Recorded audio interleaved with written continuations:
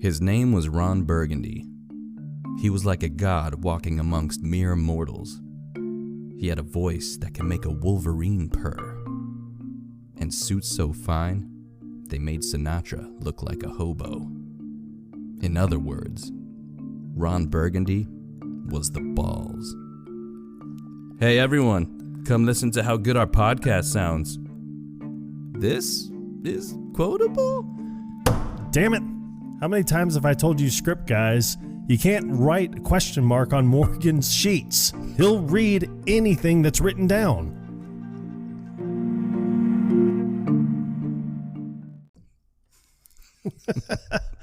Welcome to Anchorman, everybody. This has been a long time coming. Yep. We had to break it up because we can't just do back-to-back Will Ferrell movies. I would have absolutely no problem with that, but, you know, there are people out there that either love or hate Will Ferrell. And yeah, I've never found any middle ground when it comes to that. I've never really talked to anyone that's like, he's okay. Yeah, no. I mean, I remember there was a point in time where I was not a fan. Really? Yeah, and I think it was just because I heard of the the offset stuff that he did, like the off-air kind of things. Okay. That he did. And I think that's where I had like an issue with him, but I mean now it's just I think he's phenomenal. I think he's great, actually. Yeah, I really enjoy his stuff. He's done mostly comedies. I think the only semi-dramatic role that he did, he did that movie Everything Must Go or something, where he's like going through a bad divorce and he's having to sell all of his shit, so he's like parked his ass on a lawn chair in his front lawn. Yeah. With all of his belongings out there because he's got nowhere else to go, and then he befriends like one of the neighborhood kids or something who ends up helping him sell everything. And then there was the other one, Stranger Than Fiction. Yeah, that one. I think for me was kind of a toss up. Yeah, I mean it was okay, but then I don't know. I think that movie slaps personally, yeah. But I mean that's just I just wanted to say something slaps because I've never said that out loud before. It felt weird coming out of my mouth. I know I've only said it in the shower. Damn it, I set you up with it. That's what she said, and you totally missed the cue. God damn it. Damn it, Dale. Damn it, Bobby. Wow, we went way off topic. Like I said, welcome to Anchorman, everybody. Yeah, take two. I have been quoting this movie since it came out, just subconsciously. Yeah, me too. I think that this movie here, I can't remember the exact year it came out. I think it was 2004. Come on, you're the year guy, man. I know. I think it was 2004. I'll tell you right quick. And this movie, when I first watched it, I laughed so hard that I think my sides and stomach were sore for 3 or 4 days. This came out in 2004, which makes sense because in listening to the DVD commentary, Andy Richter, who co-starred with Will Ferrell in Elf, was mentioning, I guess he was a little butthurt that he wasn't invited to be in Anchorman because apparently they had been friends for about 10 to 12 years at the time. Yeah. It's probably also, he's probably wasn't hurt at all and probably didn't even care. I'm sure he didn't. He was just busting his chops. But no, I think what I say from this movie more than anything else is milk was a bad choice. Yeah, I think that is probably the most highlighted line ever because not only you, me, but one of my coworkers, one of my best friends, and my boss all will say milk was a bad choice. Then it's funny because I never drink milk, so it's like I just pretend I'm drinking milk for the sake of using that line. It's so damn hot. I think that's normally when I say it, when it's like really hot out. Like the past few days here. Right. It has, we've finally gotten into the 90s. Yeah, it's just summer has hit, and oh man, it came with a vengeance. And this is my second year in North Carolina. The first year I didn't really pay attention. I noticed how spring was kind of just winter dragged out. Yeah, very much so. And then like this year, I'm noticing how the temperature is just all over the place. Yeah, it has been. I mean, we were looking at it earlier, and it was like 90 degrees today. I think 78, 79 tomorrow, and then Monday it's going to be like 70, and then Tuesday 66. So it's kind of bipolar. Figure it out, Mother Nature. Yeah. So during the introduction, it basically prefaces the fact that this is a time where it was predominantly men reading the news. Yes. And, they were kind of on the cusp of incorporating women into the newsroom, and how it just kind of threw off, everybody's routine. Yeah. And, but for the better, because I think if you look at the news anymore, and I personally don't watch the news because it's depressing. I only watch just to see what the weather's going to be like. Really? What else do you need? Yeah, I don't need anything else from the news. Everybody has social media now. Correct. That's how I find out about it, the news and life. Make sure your sources are trustworthy. Yeah. But no, it's like mostly women on the news anymore from what I've seen. I mean, depending on what channel you're watching. Yeah, that's all I ever see. Also, is just mainly female news anchors, and there is nothing wrong with that. Nothing at all. But no, it just it wanted to give you an idea of what time frame it was, and it was like 70s, I would say. Yeah, I think it was back in the 70s when this movie was supposed to take place. They didn't really give a year or anything, but it's implied with the wardrobes, and I mean, you don't see cars a whole lot. So there are some outdoor shots. Yeah. Like the burrito scene. We'll get there though. We'll get there eventually. But Will Ferrell, he's looking into the camera and he's like, I look good. Yep.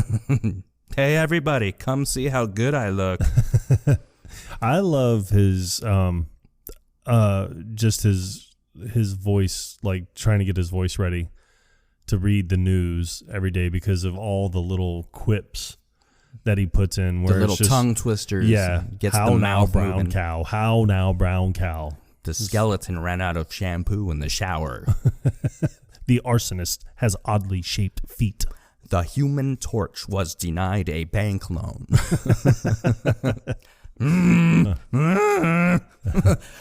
But I do love how it shows the dialogue that he has, like especially when he's smoking the cigarette and he has the glass of scotch, and he was like, "How much time do I have? 30 seconds." Like, and no, then you're on you the hear air the now. guy like, "You're on right now," and he's, "I'm on now." I don't believe you. As he's holding a cigarette in his hand. And then he just lights it up like he still doesn't think that he's on the air. Yeah, he just doesn't care. All these scenes that it shows at the very beginning, it's just like he doesn't, I mean, you can clearly tell he loves what he does. Yeah. He enjoys the people that he works with. Yes. But he doesn't take his job too seriously. No. And then another was when he's talking to you never see who he's ever talking to during these scenes, but I love that he looks over and he's like, "Well, you look good today. Maybe next time don't wear a bra." He's like, "No, I'm talking to you, not her." "Oh, I don't know her. What's her name?" Lanolin? Lanolin? Like sheep's wool? Yeah, you're right. That you never hear the other side of that conversation, but I would love to hear what the other person is saying. Yeah. You kind of have to fill in the blanks yourself. So, but then he's like, "Audrey, I look like hell." Yeah, I got bags under my eyes. I'm assuming that's like his makeup person. I mean, that'd be the only thing that you could assume. This is Bush League. He's like, Audrey. He's like, "If you were a man, I would punch you right in the face." That's Bush. Bush League. I had to look up what Bush League meant. I've heard that term used, but I never really knew what it was for. And I know it's like minor league. Yeah.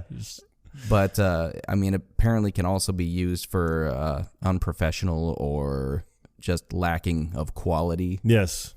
That is bush league. Which would apply in this situation to her poor makeup job. Yes, and to this podcast. It's bush league. We're in the bush leagues, but we're hoping for a promotion. Exactly. We're hoping to get drafted into the pros. Yep. I'm going to talk to my boss and see where we can go from here. But honestly, that's going to be up to you guys. Yep. Our listeners. Spreading the word. Yep. Say, hey, these guys, I like the cut of their jib. I enjoy all 8 of you listeners so far.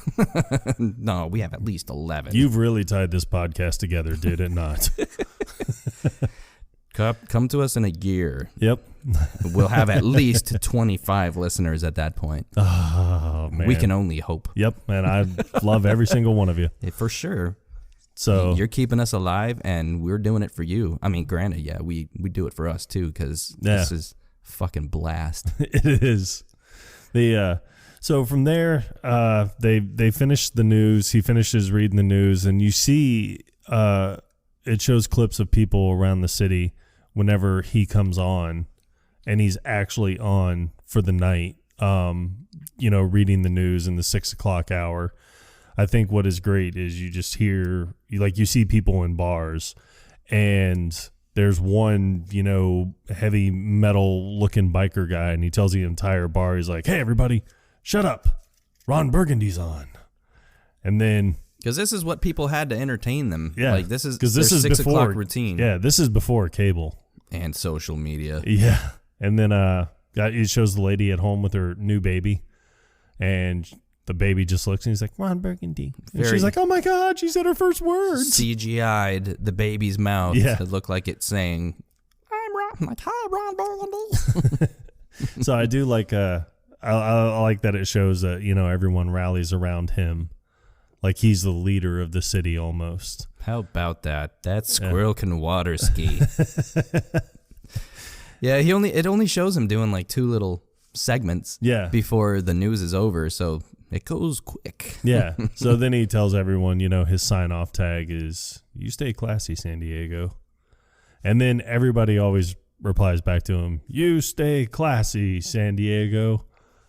So then the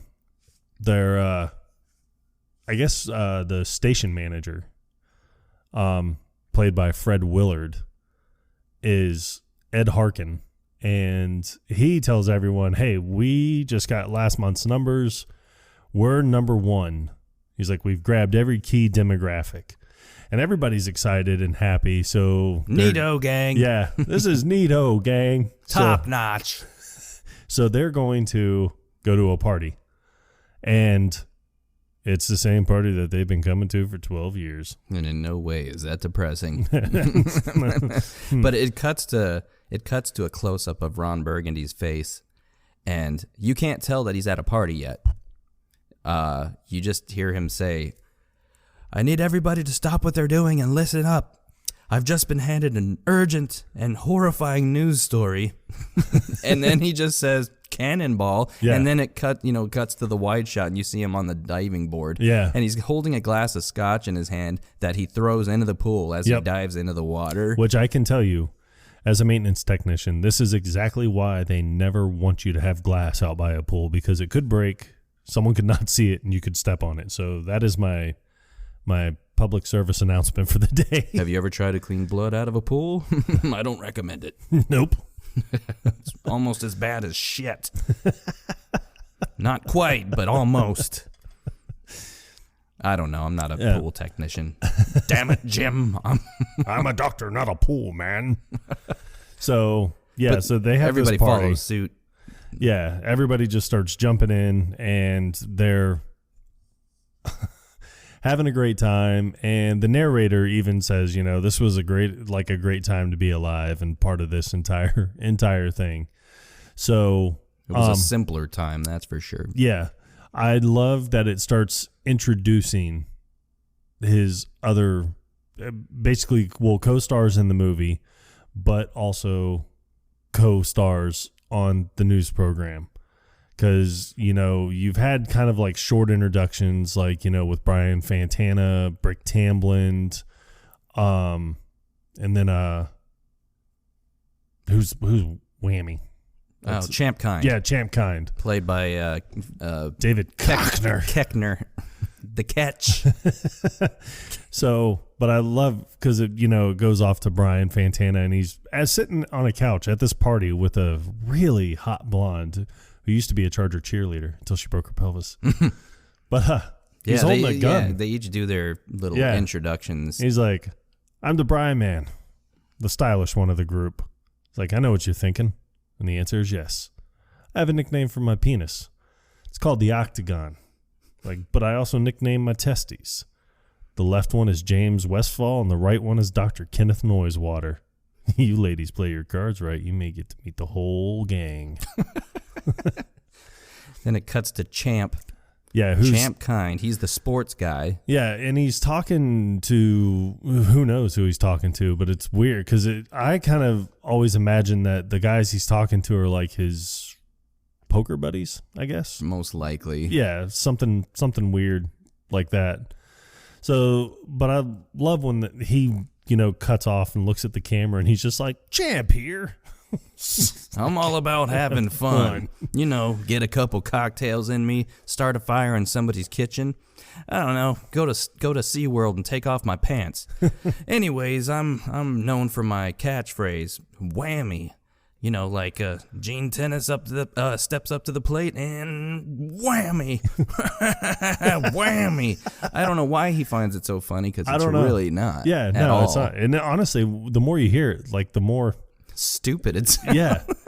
And I think aside from one other time in the movie, that's the only time you ever hear him say whammy.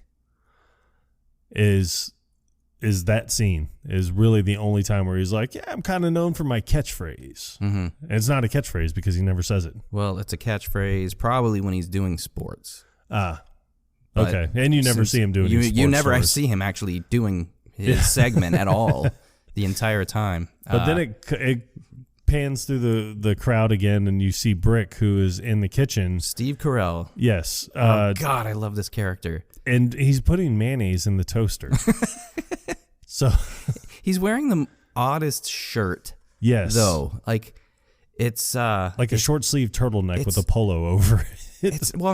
It's a polo, but it's got a weird texture to it. It's like fat striped shirt with different it looks like it's made out of bathrobe material, like terry towel. Pastel colored terry towel looking. Yeah, it's a very odd looking shirt. Yeah. But it's he's putting mayonnaise into the toaster, and then he introduces himself. I'm Brick. People like me because I'm polite and I'm rarely late. Rarely late. That's the key important thing. Rarely. Years from now, doctors will determine that I have an IQ of 48. Well, don't forget, he really likes ice cream and a nice pair of slacks. Yeah.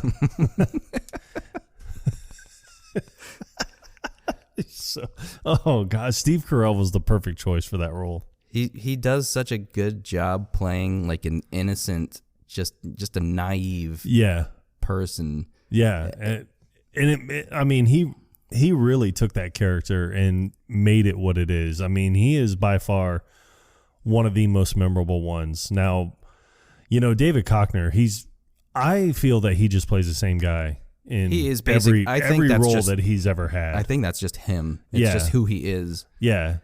This is one of the few times where Paul Rudd was not the same character. Yeah. And Paul Rudd did a phenomenal job with Brian Fantana. Oh, he was great. And what I was saying to Dutch earlier is that this movie proves that Paul Rudd is not aging, or he's aging backwards. I don't know. Yeah. Yeah. Bitch. This came out in 2004, so it's almost 20 years old.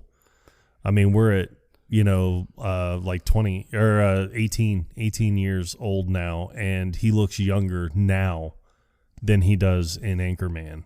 I don't get it.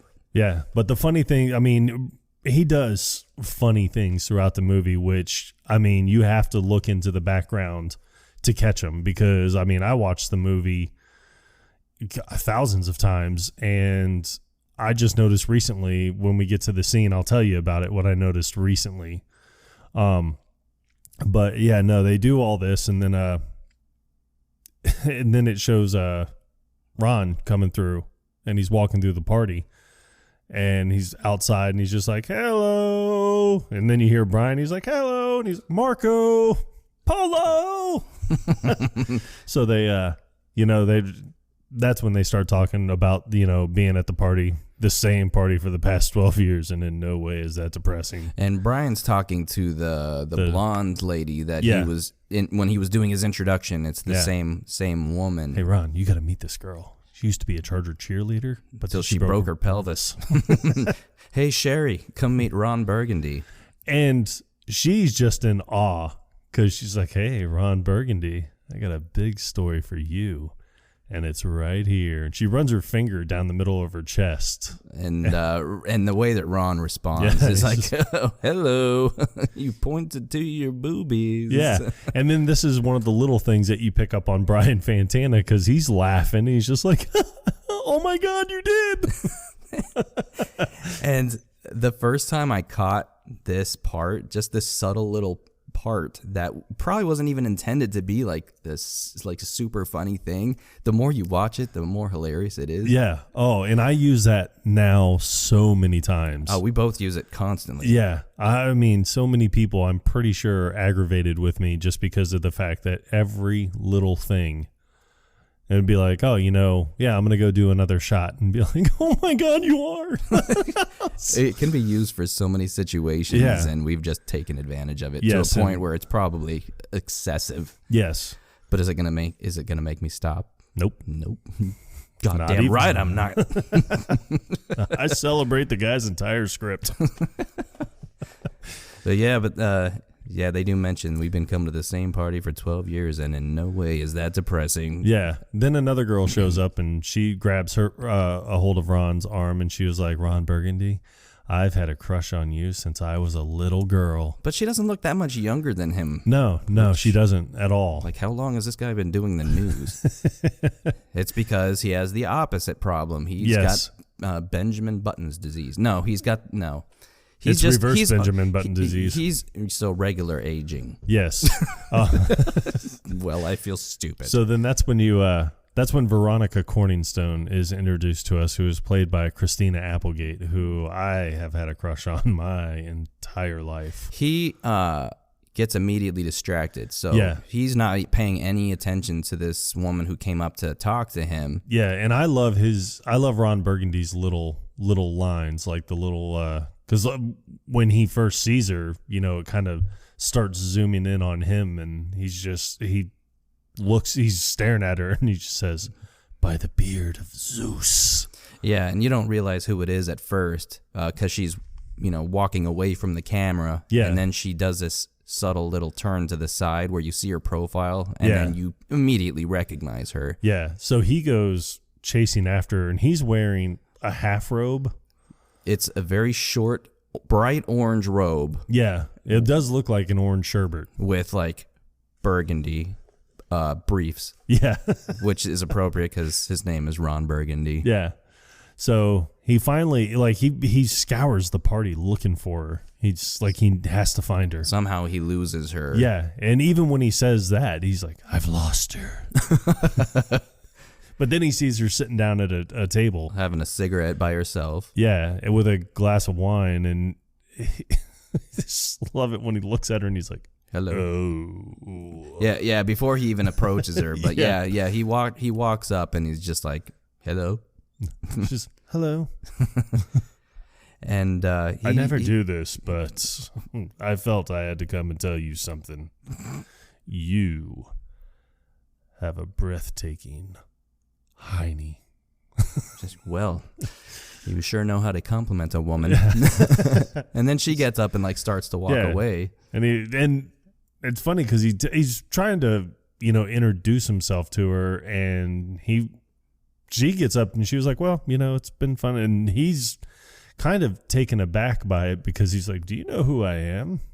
Just trying to pique her interest. Yeah, and she's like, no, and he's like, I don't know how to say this, but I'm kind of a big deal. People know me.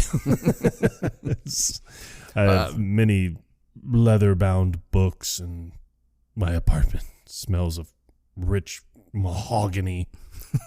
I'm friends with Merlin Olsen. He comes over on occasion. So stupid. He's like, no, that's actually sounds what did very she fascinating. say? Something, yeah. And then she was like, but if you'll excuse me. And then he was like, wait. Let Very me try exciting. again. Yeah. It's I'm like, gonna send something to you. If you like it, you can keep it. If you don't, you can send it right back. and she's actually okay. Yeah. What do you got? I want to be on you.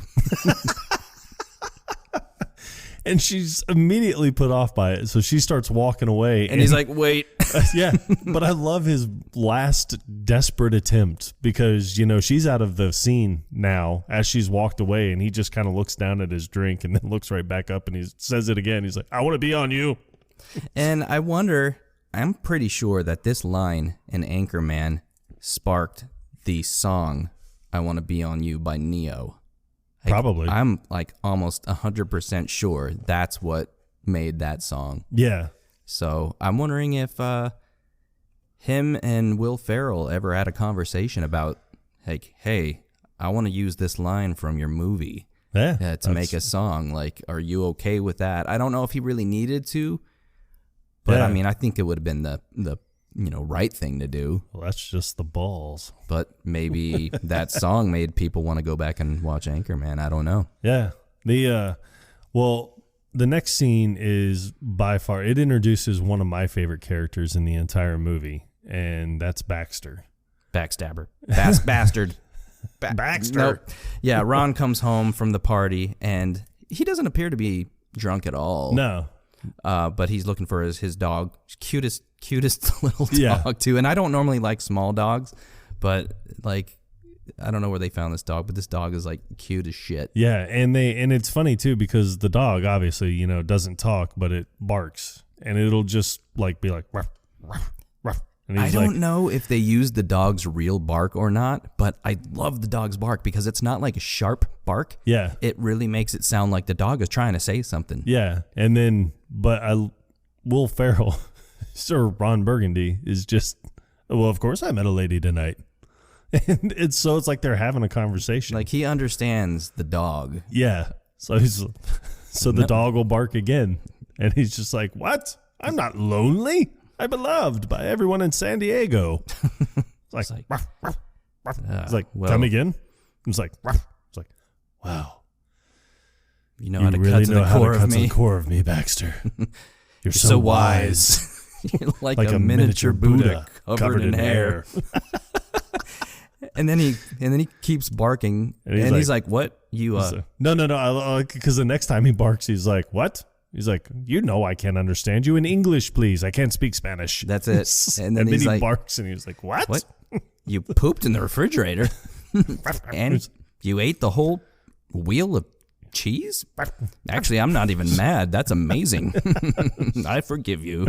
Let's go put our PJs on. And they have matching blue Channel 4 news pajamas, and they're both wearing headgear. Yeah, matching headgear.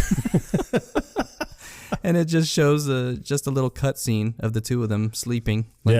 Spooning almost. I mean, you can't really spoon with a dog because, well, not a dog that small, but it's a cute little scene. Yeah, so the next day, they're back. Everyone's back at the office. Ron is asleep. He's got his head full on back, sitting in his chair, and cuts to Brian. Yeah, he's pouring a cup of coffee, and he's like, I am hung over. Then it cuts to David Koechner, and he's like, oh, I know what you mean. And he's like, this morning, I shit a squirrel. Literally. I shit a squirrel. Hell of it is. Which is such a weird thing to say. Hell of it is. I don't think I've ever heard anybody use that phrase. Hell of it is. Hell of it is. Damn thing's still alive. So now I've got this shit-covered squirrel down there in the office. Don't know what to name it. I'm sorry, champ. I think I ate your chocolate squirrel. Brick. Yep. You lovable simpleton. So then, Ed comes in and says that, they're getting pushback from the network on the lack of diversity right? So that they have, and nobody understands what diversity is. But Champ is the one. Whole new concept. Yeah, Champ is the one that brings it up to him, and he was like, "What in the hell is diversity?" And Ron is sitting there, and he's like, "Oh well, I could be wrong."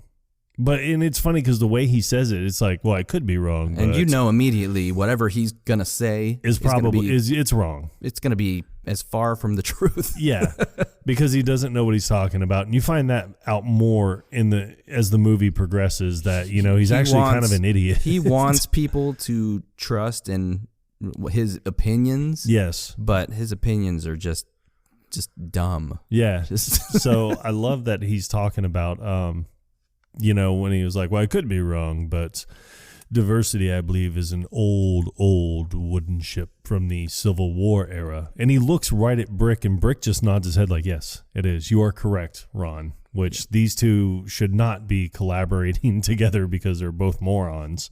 And one is not going to call the other out for being wrong. Yeah. But Ed immediately replies, I'm pretty sure the network is not, struggling because of a lack of an old wooden ship.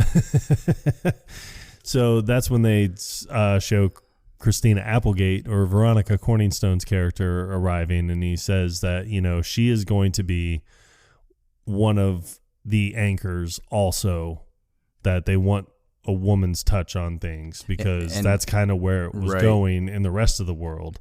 Straight from Asheville, North Carolina, Veronica Corningstone. And she walks in, and you can tell that Ron is immediately just captivated. Well, I think he's shocked at the fact that this is the same woman that he met at the party that he wants to be on. The night, yes, that's the woman he wants to be on. I'm pretty sure she did not reciprocate those feelings, at least not at that point. So I don't think it was fully sinking in what was going on here, but he was just happy to see her again. Yeah. But, she comes in, she does her little short speech saying that she's happy to be here and contribute to Channel 4's already sterling reputation. Yes. And then, honestly, I think one of my favorite parts is the scene right after that. Is when they're all in Ed's office. You have Ron, Brian, Champ, and Brick all in in Ed's office. Complaining because they don't want a woman working in the newsroom. Yeah, and Brian Fantana, when he leads it off, he's just like, "This is wrong, Ed. I mean, it's bull crap. I mean, I love the ladies. Yeah, don't get me wrong. They rev my engine." He's like, "But ladies do not belong in the newsroom." And then Champ, he's like, "It is anchor man, not anchor lady, and that's a scientific fact." And then Brick comes up, and I just love, because he puts his hands down, wanting to be a part of this so bad, just puts his hand down, and he's like, "I don't know what we're yelling about." And that sound clip was used later on. It was actually used by Eminem. Nice. On his Bad Meets Evil album that he did with Royce da 5'9". I like it. They used that sound clip. So this movie was very popular amongst the Hollywood's elite, I guess. As it should be. So then they look at Ron, and they're like, "Come on, you're with us, Ron. What do you got to say?" And he's like, "It's terrible.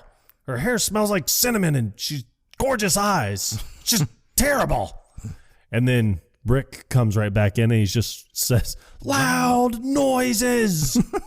And he looks off like at Ron, like he needs that validation. He wants, yes. Yeah, I'm a part of this, right? He wants to know this was okay, right? That I said this. So, but Champ is funny because he was like, "I will say one thing. She does have a phenomenal behind. I mean, I just want to slap some barbecue sauce on it." And it's funny because Ed is laughing, but if this is one of the scenes, like what I'm talking about, is if you look at Brian in the background of this whole thing, he's making these weird kind of like facial expressions, and he's laughing. And so Veronica comes walking in the middle of Champ talking about her. Yeah, and he was like, butt. Yeah, and he was just like, "Oh, look at that full moon butt." He's like howling like a wolf like, and shit. He does the whole turnkey, like zip it. So, And then Veronica's like, hey, I just want to know when my office is going to be ready. Well, and actually, that's going to be a while, so you can just go ahead and grab a desk in the bullpen. Yeah, and as she leaves, and it's funny because as she leaves, there's no really altercation or whatever between them, but I love Ron because he was like, you can use my office, and then maybe after we could go to lunch. And Ed's turn your voice down. Yeah, just Keep turn your it voice down. Yeah, just turn it down, Ron. And she leaves, and she didn't really do anything or say anything wrong to anybody, but you see Champ, and he's just, she is a saucy devil. Like what? Okay. But, he says it right as the door closes, so you know that she can still hear what they're talking about. Yeah, and she's right outside the door, and then that's when he was like, look at this. And he's going on again about her butt. And then she's walking and just kind of soaking it in, like, okay, here we go again. She's gone through this whole routine before. Yes. Guys aren't taking her seriously. She's like, but when all they're playing grab ass. Yeah, when they're laughing and grab assing, I'm chasing leads and practicing my non-regional diction. So but it's funny because it keeps cutting back and forth between her and the guys back in the office. So when it shows Champ again, now you hear like the music and everything, and you can't hear what he's saying. But if you watch Brian Fantana in the back, that's when his expressions now become even more over the top than they were before. So it's hysterical. He makes this movie even so much more funny than it already is, just because of the things in the background that he does. And Paul Rudd he's been in many comedies. Yes. Many comedies. But he's not normally the funny one. Yeah. Where he's intentionally trying to get laughs out of people, but in this movie, he actually did. Yeah. And he was great. Yeah. So then it cuts away. The guys are they're walking through the park, which I think is hysterical just because of the fact that when I look at newscasters on the news nowadays, I really don't believe that they spend time together outside of work. I think it's a lot like I look at them a lot like I would any other job. Like, you go to work, you see your work friends, then you go home. But when it comes to like a weekend or after work, you don't see your work friends. Like, you don't talk, but they're all four of them are just walking through the park, and they're all eating corn dogs. And what I notice is none of them finish their corn dogs, but they throw them all on the ground. Yeah. Like, what a bunch of assholes. Who's going to come clean this shit up? So but they stumble across the Channel 2 news team. The Channel 2 news team, which is led by Wes Mantooth, played by Vince Vaughn. And it's funny how, it's ironic. Yeah. That they are Channel 2, and they are always number 2 in the ratings. Yeah. So when they come walking up, he's like, well, if it isn't Ron Burgundy and the Channel 4 news team. And it's I like how that's how they introduce themselves, or that's how they talk to each other. You can tell immediately that there's friction. There's tension between all the different news teams. Well, at this point, you only see these two. Yeah. Later on, you'll see that there's like a bunch of others. There's the public news team. There's the Spanish-speaking news team. Yeah. There's the public television news team. Yeah. He's like, you dirtbags have been in third place for 12 years. I don't know why you're mad. But what's great is, I love how they address each other, because he's just like, well, if it isn't Ron Burgundy and the Channel 4 news team. And he's like, hello, evening news team. I just dropped the lid to my water bottle. Did you hear it? I hope the mic what it was? I hope the mic caught it.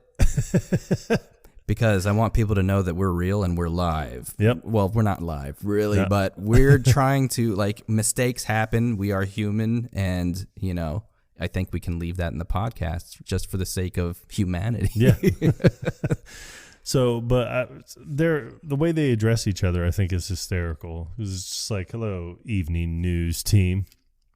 So, that's when you can tell like the tension that they've had, and from what you can only assume is years. And it's probably years of Wes Mantooth and his team coming in second place, always behind Ron Burgundy. And when he tells him, he's like, I'm sure he's just upset coming in number 2 again. Well, that's because he immediately insults their clothes by saying, hey, Channel 4 news team, or he's like, I didn't realize that the Salvation Army was having a sale. Yeah, and then... Brick. I love Brick. Because, again, yet the simpleton of the entire group is just like, hey, where'd you get those clothes? At the toilet store? Nobody laughs. Yeah. So then you see, I think that's when Champ was like, I will take your mother, Dorothy Mantooth, out. I think Vince says something to piss Champ off, and then Champ is like, I will smash your head into a car windshield, and then I will take your mother, Dorothy Mantooth, out for a nice seafood dinner and never call her again. Dorothy Mantooth is a saint. Do you hear that? Dorothy Mantooth is a saint. It's like, all right, everyone calm down. Leave the mothers out of this. So that's when he tells him, he was like, I'm sorry, he's probably just upset for coming in second place again. He's like, ratings. Ooh, and he's like, hey, he's like, that's a low blow, Burgundy. It's like, that these numbers aren't accurate. They don't take account into families that have more than two television sets and other things of that nature. And the way that he says that line, it makes me think that this was ad-libbed. Because it really looks like he thought of that on the spot. Yeah, well, I'm sure that I'm betting $100 that it is ad-libbed, because that is something that you would do where it's like you're trying to put up a good argument, or you're just like, well, they don't take into account homes that have more than 2 television sets, and then he's just like, well, and other things of that nature. Mm-hmm. So I wouldn't be surprised at all if this was an ad-libbed kind of argument between them. But it's obvious during the short interaction that Ron has won this battle. Yes. Of wits. And so they immediately just start walking away. But Vince Vaughn doesn't want to let it go. He's shouting at them, I hate you, Ron Burgundy. And he even tells them, he was like, you can't hide behind those phony numbers forever. He's like, those sample audiences.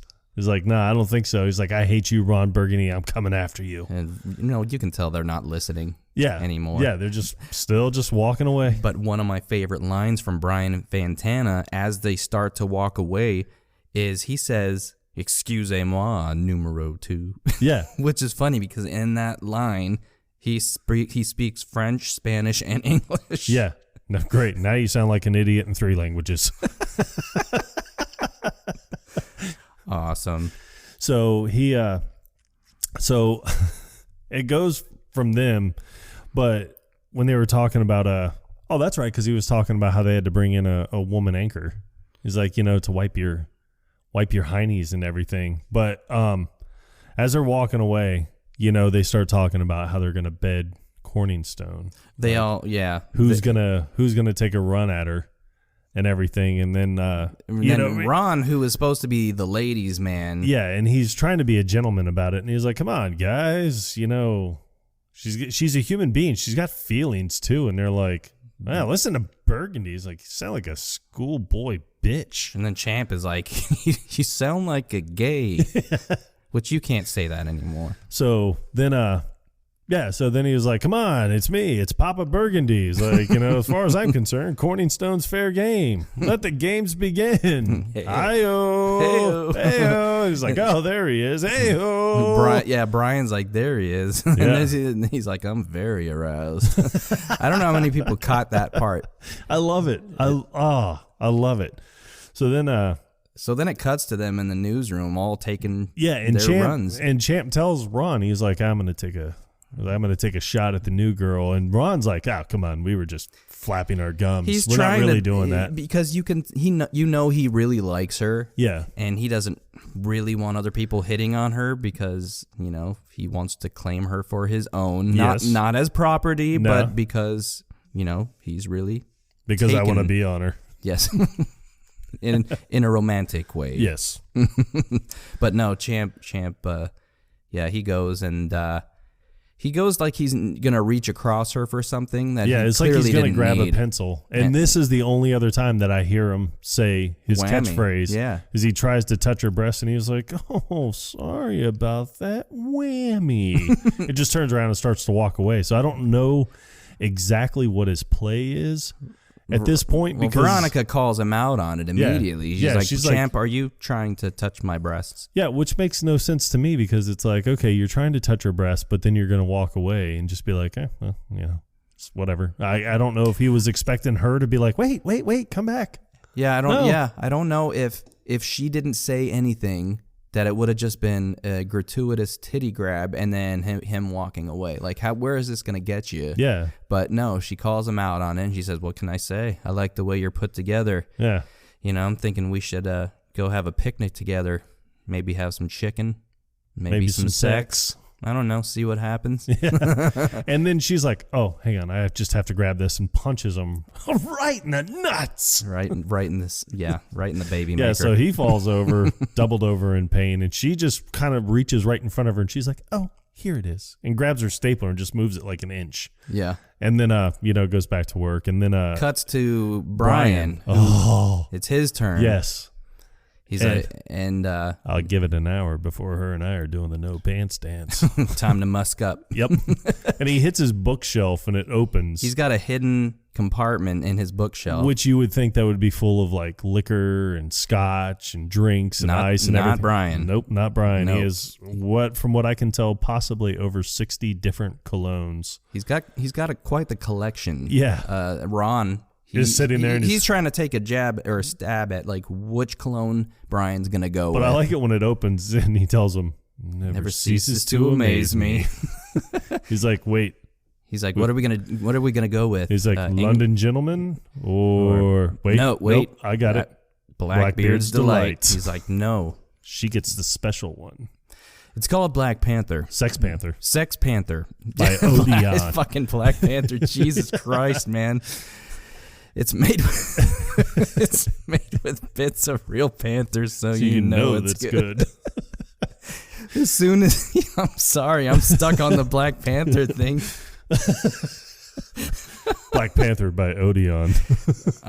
Sex Panther, dude. I mean, last episode I was talking about going down on horses, and like then this time, I mean, I think one of these is gonna happen every episode where I fuck up with something. And if you don't know what I'm talking about, you have to listen to episode 4. Yes. So he goes to put it on, and Ron immediately is just like, it's quite pungent. It's like stings the nostrils. He's trying to justify the cologne, but he wants to like it, but he can't bring himself to. But he's just trying to be polite. He's like, it stings the nostrils in a good way. Yeah, but then he even tells him, he's like, he can't take it anymore. He can't. Yeah, immediately. He's just like, it's like, I'm not gonna lie, that smells like straight gasoline. Studies have shown 60% of the time it works every time. Actually, that doesn't make sense. So it shows him going out to talk to Veronica. But I love his exit line to Ron when he's like, let's go see if we can make this kitty purr. And then he does like the kitty hands, like claws. But yeah, he goes to talk to Veronica, and this conversation goes nowhere fast because immediately she picks up on his sweet cologne. Cheeks, I got an invitation I'd like to extend your way. Which he never even gets to extend because she immediately just like, oh my, what's that smell? That's the smell of desire, my lady. No, it smells like a used diaper filled with Indian food. And then you see desire smells like that in some places. And then you see a guy in the background who smells like a turd covered in burnt hair. I like the lady that walks by because this is the only time you ever see this woman. Right. And she's just like, it smells like Bigfoot's dick. And it's like, how would she know? It's absolute look of horror on her face. And I'm guessing anybody who has smelled Bigfoot's dick, maybe she's traumatized. Yeah. So what I think is great is he just like turns around and starts walking away, and the fire alarm goes off. Yeah. and he's trying to just kind of like, some old man goes walking by and he was like, oh, what's that smell? And it's funny because he's walking around like I don't know what to do now. Yeah. Because he knows that it's him. Yeah. But then this other old guy that works at the newsroom, he's like, what's that smell? And then you see Ron in the background, like holding his nose. Yeah. So then it shows Brian outside getting hosed down by the two maintenance guys, and they're even remarking, this is like, worse this is than the worst of the time the raccoon got in the copier. And every time I hear this line, I'm trying to picture what exactly happened.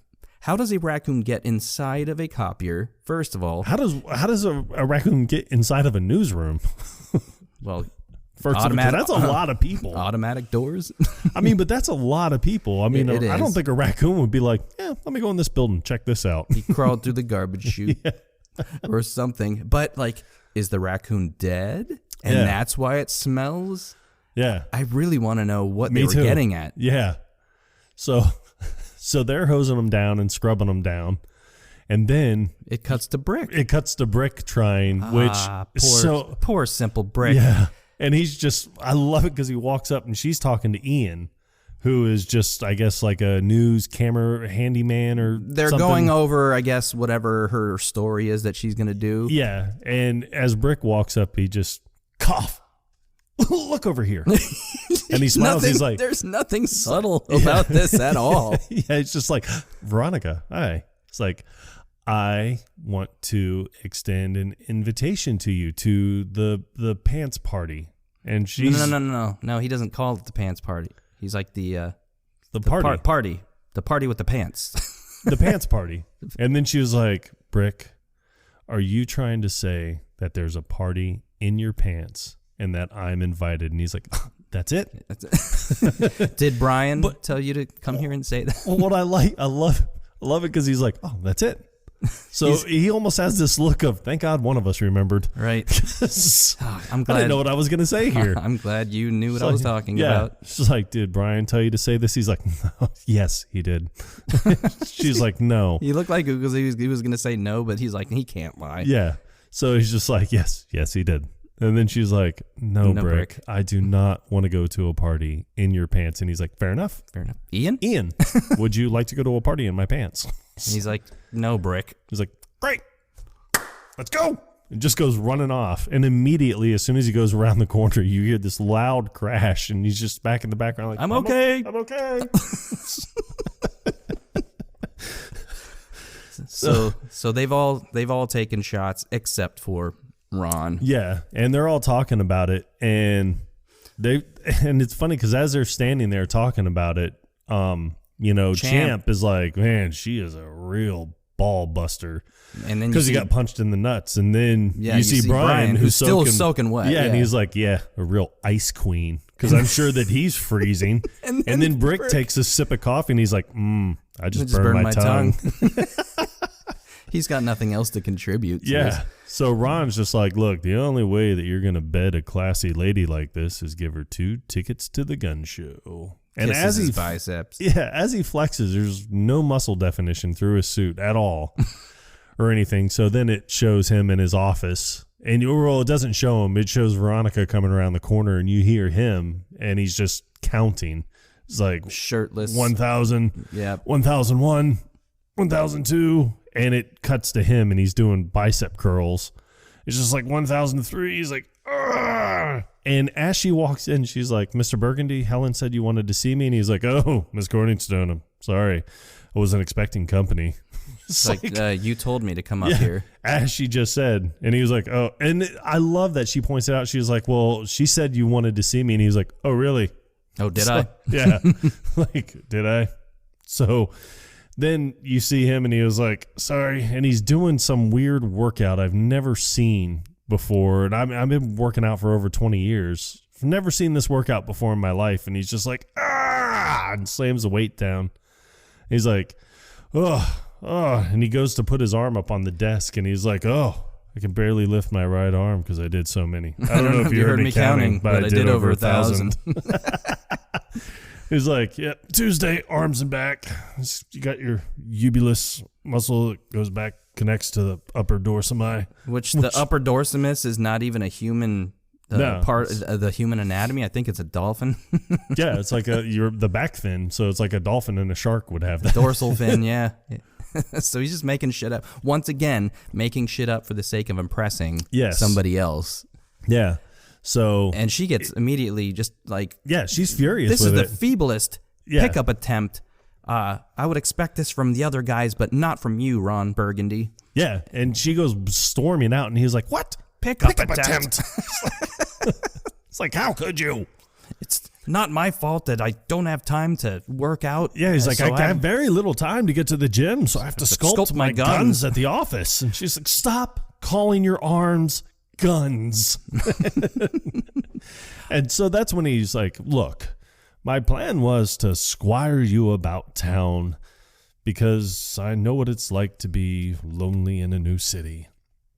And I could do that. Yeah, she immediately turns around like, oh, really? She's like, yeah, I could do that. She's like, as a journalist, I should get to know the city that I'm covering. And he's like, oh, great. So pick you up at 8 o'clock. And as it's panning out to show their side views of their profiles, he has, as she puts it, a massive erection.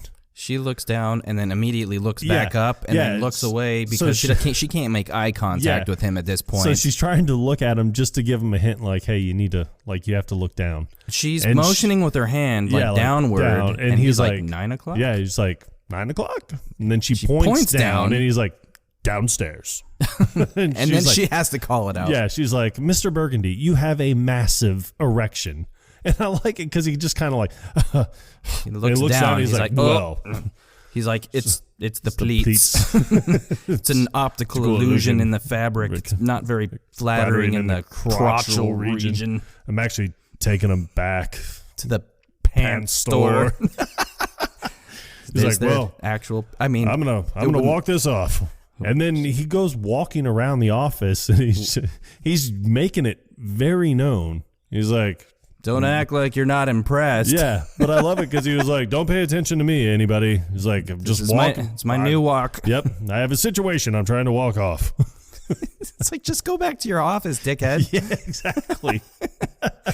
No pun intended. Yep. So bring your dick and your everything else with you. Yeah. So then it shows Veronica waiting downstairs, and it cuts to their non-date. Yeah, their non-date. And, you can tell that he's super excited, but she's having reservations about this whole thing, and she's trying to talk herself into this is a mistake. This is a mistake. He's like, not cute. Nope, he's not cute. She says he's cute. She's like, no, he's not. He's hairy. He's really hairy. Yeah. But then Ron comes up super excited for this outing. There you are, Veronica, my little China doll. Says, oh, stop it, silly. Mm-hmm. Are you ready for our rendezvous? Yeah. And she's like, it's not a date. And he was like, nope. Not a date. Not a date. Strictly professional. Yep. Doesn't mean we can't have fun. Yep. And then it immediately cuts to them pulling up to what looks like... It looks like a makeout. Yeah, makeout point. Makeout point. Overlooking the city at night. Yeah. And I love the way he describes this city because it's almost like, he's in love. He loves San Diego. With this city because he just goes, San Diego... Drink it in. It always goes down smooth. Oh my God, it does. See, you can put it anywhere. It works. So then, he's trying to impress by saying, it truly is the greatest city in known to mankind or some shit. Which, anybody would say that if you're from that city and you spend a good amount of time in that city and get to know your community, you could be like, this is truly the greatest city in the world. Until you move, and then that then becomes the new greatest city. So he's trying to, he says that to her, and then she's just kind of smiling because, it's a good observation. It's a very astute observation. Founded by the Germans in 1904. Which you're just like, what? That can't be right. They named it San Diego, which of course in German means a whale's vagina. And then there's no way that's correct. No way that's right. He's like, sorry, I was trying to impress you. It's like, honestly, I don't think anybody knows what it means anymore. And then you can sit there and think that, okay, what he's trying to do is just sit here and now he's trying to be philosophical about it. And he's like, yeah, and then he comes up with something even dumber. He's trying to dismiss the fact that he was trying to impress her, but then tries to recover from that by sounding even stupider. Yeah. He's like, scholars maintain that the translation was lost hundreds of years ago. And then doesn't it mean Saint Diego? And he's like, no, there's no way that's right. She's like, no, yeah, that's what it means. That's what it means. I like how it says, no, yeah, that's what it means. And he's like, okay, agree to disagree. Like he's not gonna fold and let her know, like, oh yeah, you're right, I'm wrong. So they continue their evening by going to Tino's, which is a bar that he frequents, who is managed by Fred Armisen. Yes, and he. God, I love this character. Yeah, Tito is so funny. Tino. Yeah, it's not the vodka. Yeah, sorry. I was looking at that bottle back over there, and I was like, that has to be Tito's. No, this is water. We are not drinking vodka. I promise. No, so it was Tino, and he is the best club owner in San Diego. And he was like, hey, you're my best friend, right? And he's like, yes. He's like, you have a very pretty girlfriend here. And he's like, no. He's like, we're just work associates. And she's like, he's like, he's a good guy. Whenever anybody else is talking, his eyes just kind of glaze over, and you can tell that he's not listening to anything because he's got his own agenda. Yes. And in this case, he's trying to make this a successful date for Ron. Yes. So I love it because he even tells her, and I know I'm going to botch this, but before he even shows up though, the drink orders. Oh yeah, the drink orders. He wants a Manhattan. No, a Glenlivet. He wants three fingers of Glenlivet with pepper. Yeah, which and some I cheese. Never heard of before. I mean, I've heard of it before, and like when we were talking about it earlier. I mean, it all just depends on what scotch or whiskey you're drinking. I mean, because some of them are a little bit spicier. And some people don't, like, they want it to be even, like, with a little bit more kick. So they'll just put, like, a dab of pepper in it. I mean, I know with my Coronas, when I drink a Corona, I put the lime wedge in, but then I'll even do, like, a pinch of salt in it. It gives well, I'm not going to lie. It is quite tasty, my friend. Okay. Totally. Okay. But then her drink order was she orders the Manhattan, but kick the vermouth in the side with a pair of steel-toed boots. Yeah.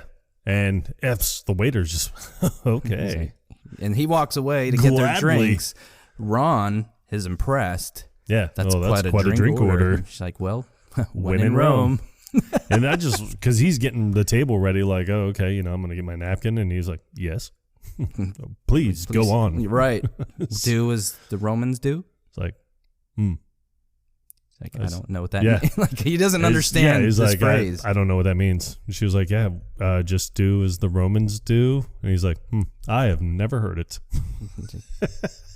So you're sitting there thinking, like, how could you not have ever heard that phrase? So this is Ron Burgundy we're talking about. But I digress. What were you going to say about Tino? Yeah, when Tino comes up and he's just like, he's a good guy. He's like, yeah, my best friend ever. And he's like, right? He's like, yes. So then he was like, yes, there's a saying in my country for guys like this. Oh, God. He's like, so weird. Yeah, he's like, the wolves. The coyotes will eat the heart of the young. Always eat the heart of the young. And let the blood drip down to the children for breakfast, lunch, and dinner. And only the ribs will be broken in two. He's like, okay, Tino, that's enough. He's like, hey. I'd be honored if you play the Yaz flute for us tonight. Yes. He's like, no, I can't. And he's like, oh, come on. And then he asks the entire restaurant. He's like, would everyone love to hear Ron Burgundy play the Yaz flute? And they all start cheering, calling him up. And he's like, all right. He's totally unprepared for this. Well, as he pulls a jazz flute out of his coat sleeve. Yeah. He's just been hiding it in there all night. How was that not falling out? I've got a little pocket. Yeah, I'm completely unprepared for this. So they go up to play. Such a great scene. East Harlem Shakedown. And in E, I believe. Yeah. And that's when he tells, he's like, hey, keep the cymbals splashy and take that bass line for a walk. And he goes to, warm up. He puts his mouth to the flute, and then he, obviously, it's not coming out right, but he's doing it for show. He's like, I'm not hearing it right. I'm not hearing it right. And then immediately does this little jazz riff. Yeah. Which very, very beautiful. Yeah, it sounds gorgeous. And then he was like, oh, yeah. We're getting it now. There it is. It was like, some of the stuff that he says while he's playing this song. Little ham and eggs coming at you. Get your griddles ready. He was like, that's baby making music right there. That's what that is. In between little takes, he's like, but then he things pick up, the tempo picks up. He starts walking on top of people's tables, stepping on their drinks, breaking glass everywhere. It cuts to him next to Veronica in the booth. Cuts to him in the bathroom, the men's bathroom. He slides. I don't know how he does this, underneath the men's stall, and there's a dude in there taking a shit. Yeah. And he's just in there playing the flute. This guy's probably, what the fuck is going on here? But people are just eating it up. Yeah. And he ends up back on the stage, and a waitress turns around, and she has like a martini glass on the tray that has, it looks like Veronica, like what she's drinking. Well, he sucks it up through the end of the flute, then lights his Zippo. I don't think you can do that. I don't think flutes are. I don't think you can use a flute as a straw. No. And then he pulls out his Zippo and lights it, and then just starts blowing fire. Which I don't know what was in this drink. It would have had to have been like Everclear, or something really strong for it to light up like that. I mean, but it's all for the sake of great for show, and you can tell. Veronica is like, okay, I was not expecting any of this. Right. She's clearly impressed. Yeah. And maybe she's changing her tune, possibly. Yeah. So then it shows them after he's done playing. I just love it because right before they do like the very end of the song, it kind of stops for a minute, and he just takes the flute away, and he's like, "Hey, Aqualung." Yeah.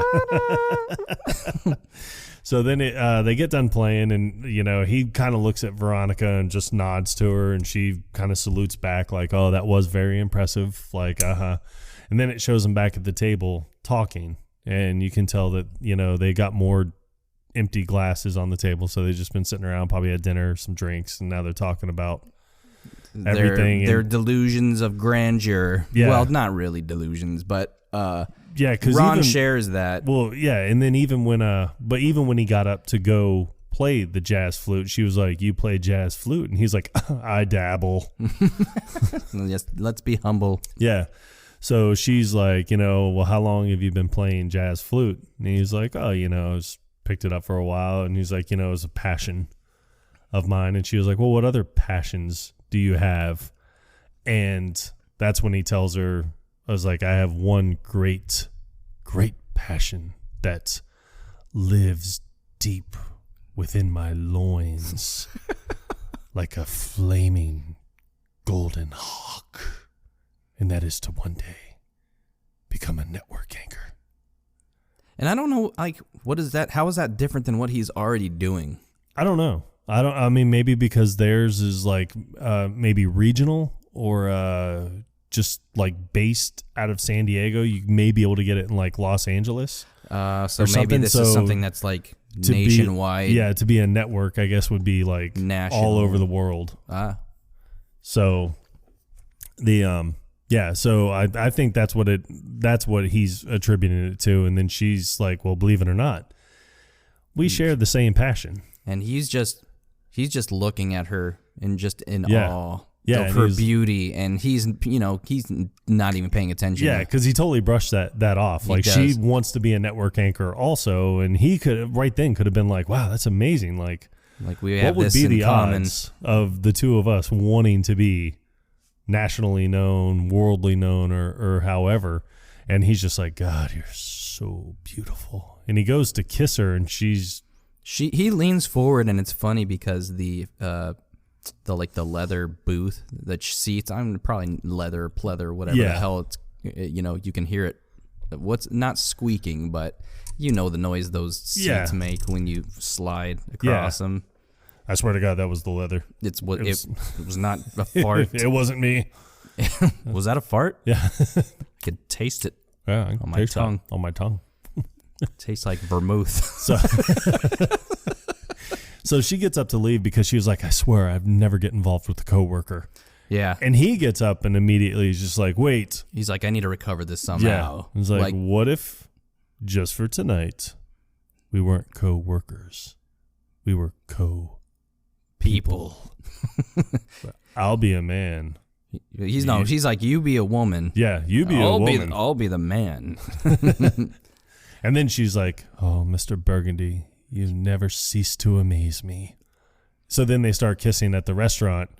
And then it goes back to his place where, they're kissing there and they're laying on the bed. And then she starts speaking Spanish like, oh, mi corazón, en fuego, en fuego. And he's like, wait, stop. I can't understand you when you talk like that.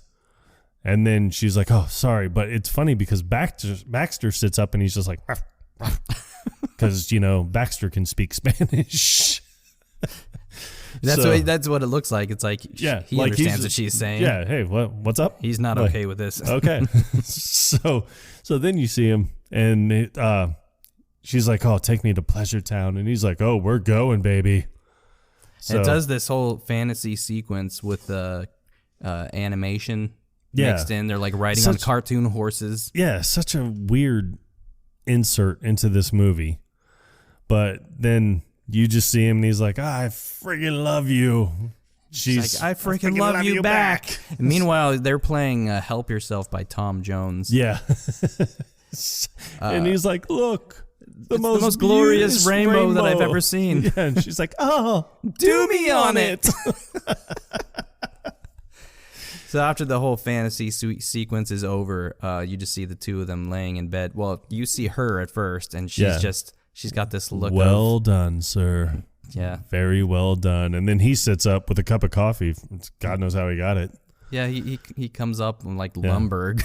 Yeah, exactly. Holding a Channel 4 coffee mug. Yeah. He was like, a tip of the cap to you too, Mrs. Corningstone. And then she even says, she was like, look, I want to be taken seriously as a professional, so I don't want anybody to know about this. And he was like, right, when in Rome. And she's like, no, that expression really doesn't apply to what I'm saying. And he's like, I still don't understand it. I still don't. And then I love it because she even tells him, she's like, you'll find it. I don't think he ever does. No, he doesn't. So... But then it immediately cuts to... He's like, discretion is key. Mum's the word. Mum's the word. And then it cuts to the newsroom the next day. I'm guessing it's the next day. And he's shouting at the top of his lungs like, me and Veronica had sex last night and now we're in love. Yeah. And then he even tells him, he's like, oh, sorry, did I say that out loud? And then Brian's like, yeah, you pretty much yelled it. Brian closes the door. Yeah. Because they're interested in... Well, Champ even says, he was like, what's that like, Ron? He's like, what? The intimate times? Out of sight, my man. It's like, no. No, this is when Brian closes the door. He's like, no, the other thing. The other thing. Love. And I guess he doesn't want anybody else to know that they don't know what the hell love is. Yeah. And that's why he had to close the door. He's like, the other thing. Love. And then Brick's like, yeah. What is that? What is that? And he's like, you guys really want to know? And he's like, yeah, we do. And then Brick's like, more than anything in the world, Ron. It's like, like he's going to cry if he doesn't know. But then Brian's like, I think I was in love once. It's like, really? What was her name? I don't remember. That's not a good start, but keep going. She was Brazilian or Chinese or something weird. Anyways, we met in a Kmart bathroom, made out for hours, and, we parted ways never to see each other again. I'm pretty sure that's not love. Damn it. So this is when he tells him, he's like, you really want to know what love is? It's like, and then they're all intrigued, like, yeah, like we need to know what love is. And it's really kind of like, and we're not going to do it. We can't. I don't think we can do it. We have tried. We've tried to sing this song, and we're not trained vocalists. No, we are not. We do not want to break your eardrums. I mean, we can both carry a tune. I can sit here. I mean, I'll try it right now. Gonna find my baby, gonna hold her tight, gonna grab some afternoon delight. My motto's always been when it's right, why wait until the middle of a cold, dark night? When everything's a little clearer in the light of day. Shit. And we know the night is always gonna be there anyway. Thinking of you's working on my appetite. Looking forward to a little afternoon delight. Rubbing sticks and stones together make the sparks ignite. And the thought of loving you is getting so excited. Sky rockets in flight. Boo! Afternoon delight. Whoop! I think you guys have it. Afternoon delight. I don't know, Ron. That sounds kind of crazy. It sounds like you have mental problems, man. Yeah, it really does sound like you have mental problems. It really does. Man. Afternoon delight. I'm going to make a call. We're cutting this out of the podcast. This is not making the cut.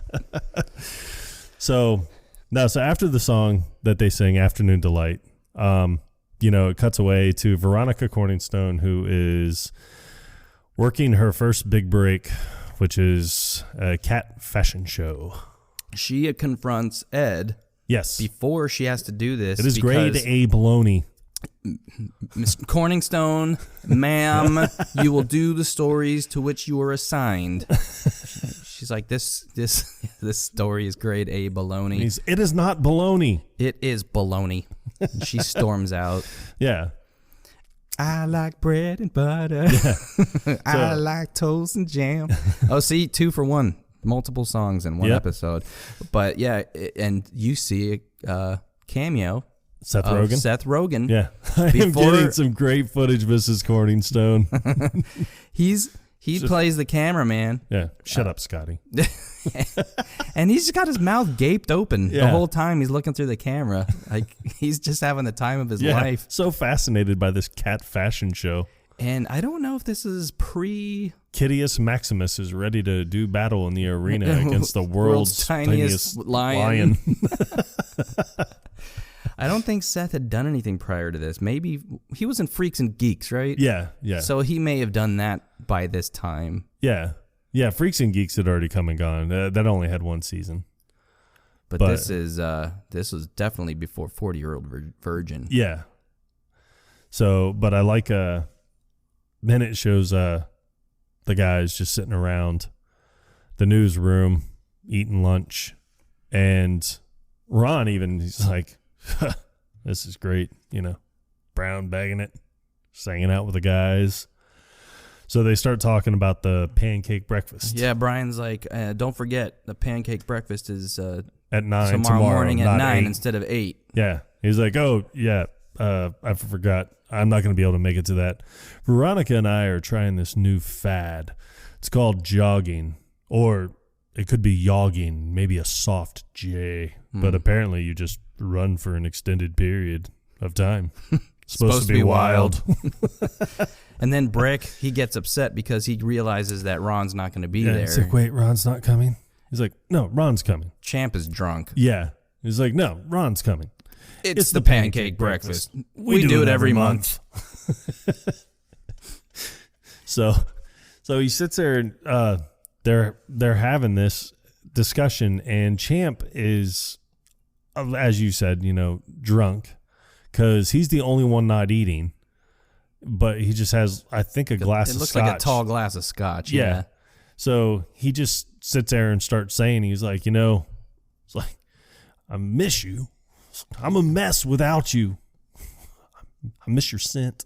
I miss your musk. I miss your laugh. Well, you said it sounds like a Tigger. Yeah. Tigger laughing. Yeah, it does when he laughs, because he's just like, I miss your laugh. I miss your scent. I miss your musk. I think when this whole thing blows over, we should get an apartment together. Yeah, and it makes me wonder, like, what needs to blow over? Mm-hmm. So He's like, we should get an apartment together. He thinks this thing with Veronica is a fling. Yeah. So then he tells me, he's like, hey, champ, why don't you just sit the next couple of rounds out? He's like, yeah, I've just got to stop saying things when they crop up in the old skull there.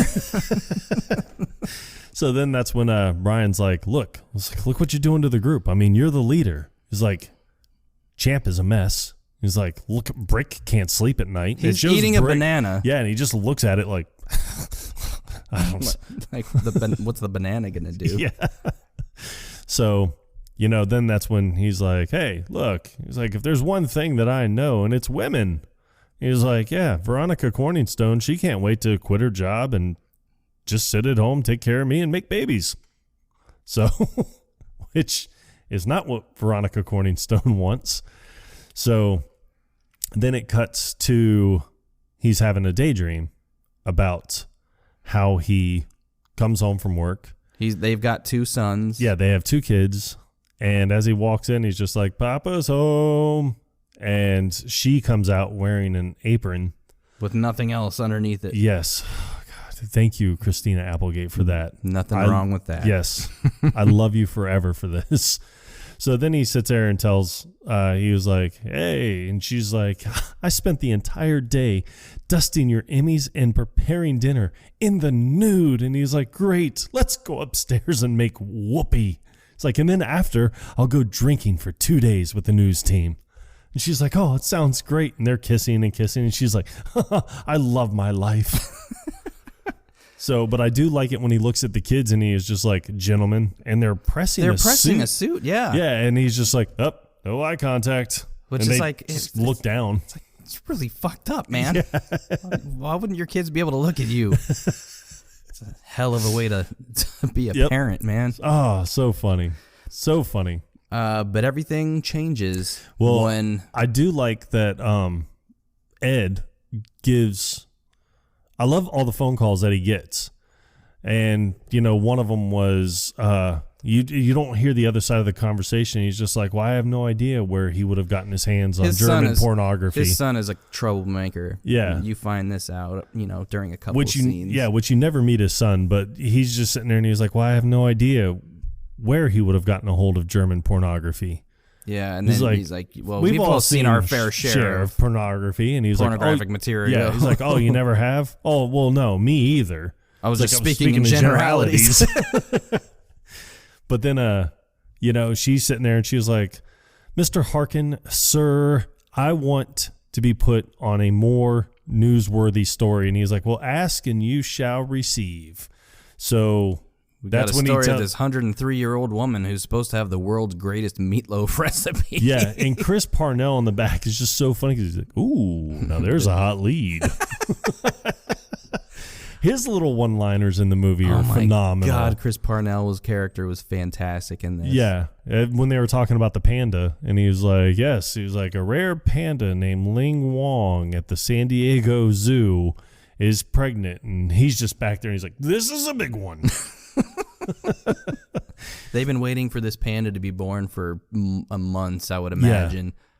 Yeah. And I don't know how long pandas stay pregnant, but me either. Apparently, all the news channels are competing for this story to get the best shot. Yeah, Brian Fantana, when he was there covering the story, was hysterical because right when it cuts to him, he's like, Panda Watch. Panda Watch. But it was like Panda Watch Day 5 or something. I've covered some news stories in my day. Some very serious news stories, but nothing compares to this. Yeah. And he doesn't know the panda's name. Yeah, and he's like, I tried to get an interview with Ching or King. He's like, they wouldn't let me in there. They said, hey, he is a live bear. He will literally rip your face off. And then I pointed this out earlier. It's like he refers to the panda as a he. Yes. But the panda's pregnant. Which I meant to do some research on that to find out, are the male pandas the ones that have the baby? I doubt it. Yeah, that doesn't work that way. Yeah, not really sure how that works. We might lose some listeners with that one, but you know what? That's a sacrifice I'm willing to make. So, she's still frustrated because she's not getting the stories that she feels like she deserves.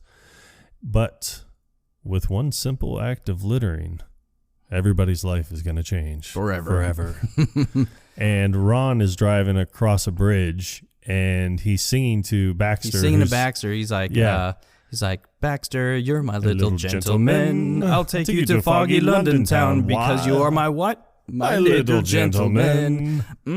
This burrito is delicious, but it is filling. Yes, and just throws it out the window. So I was born in the 70s, but I was born in the late 70s.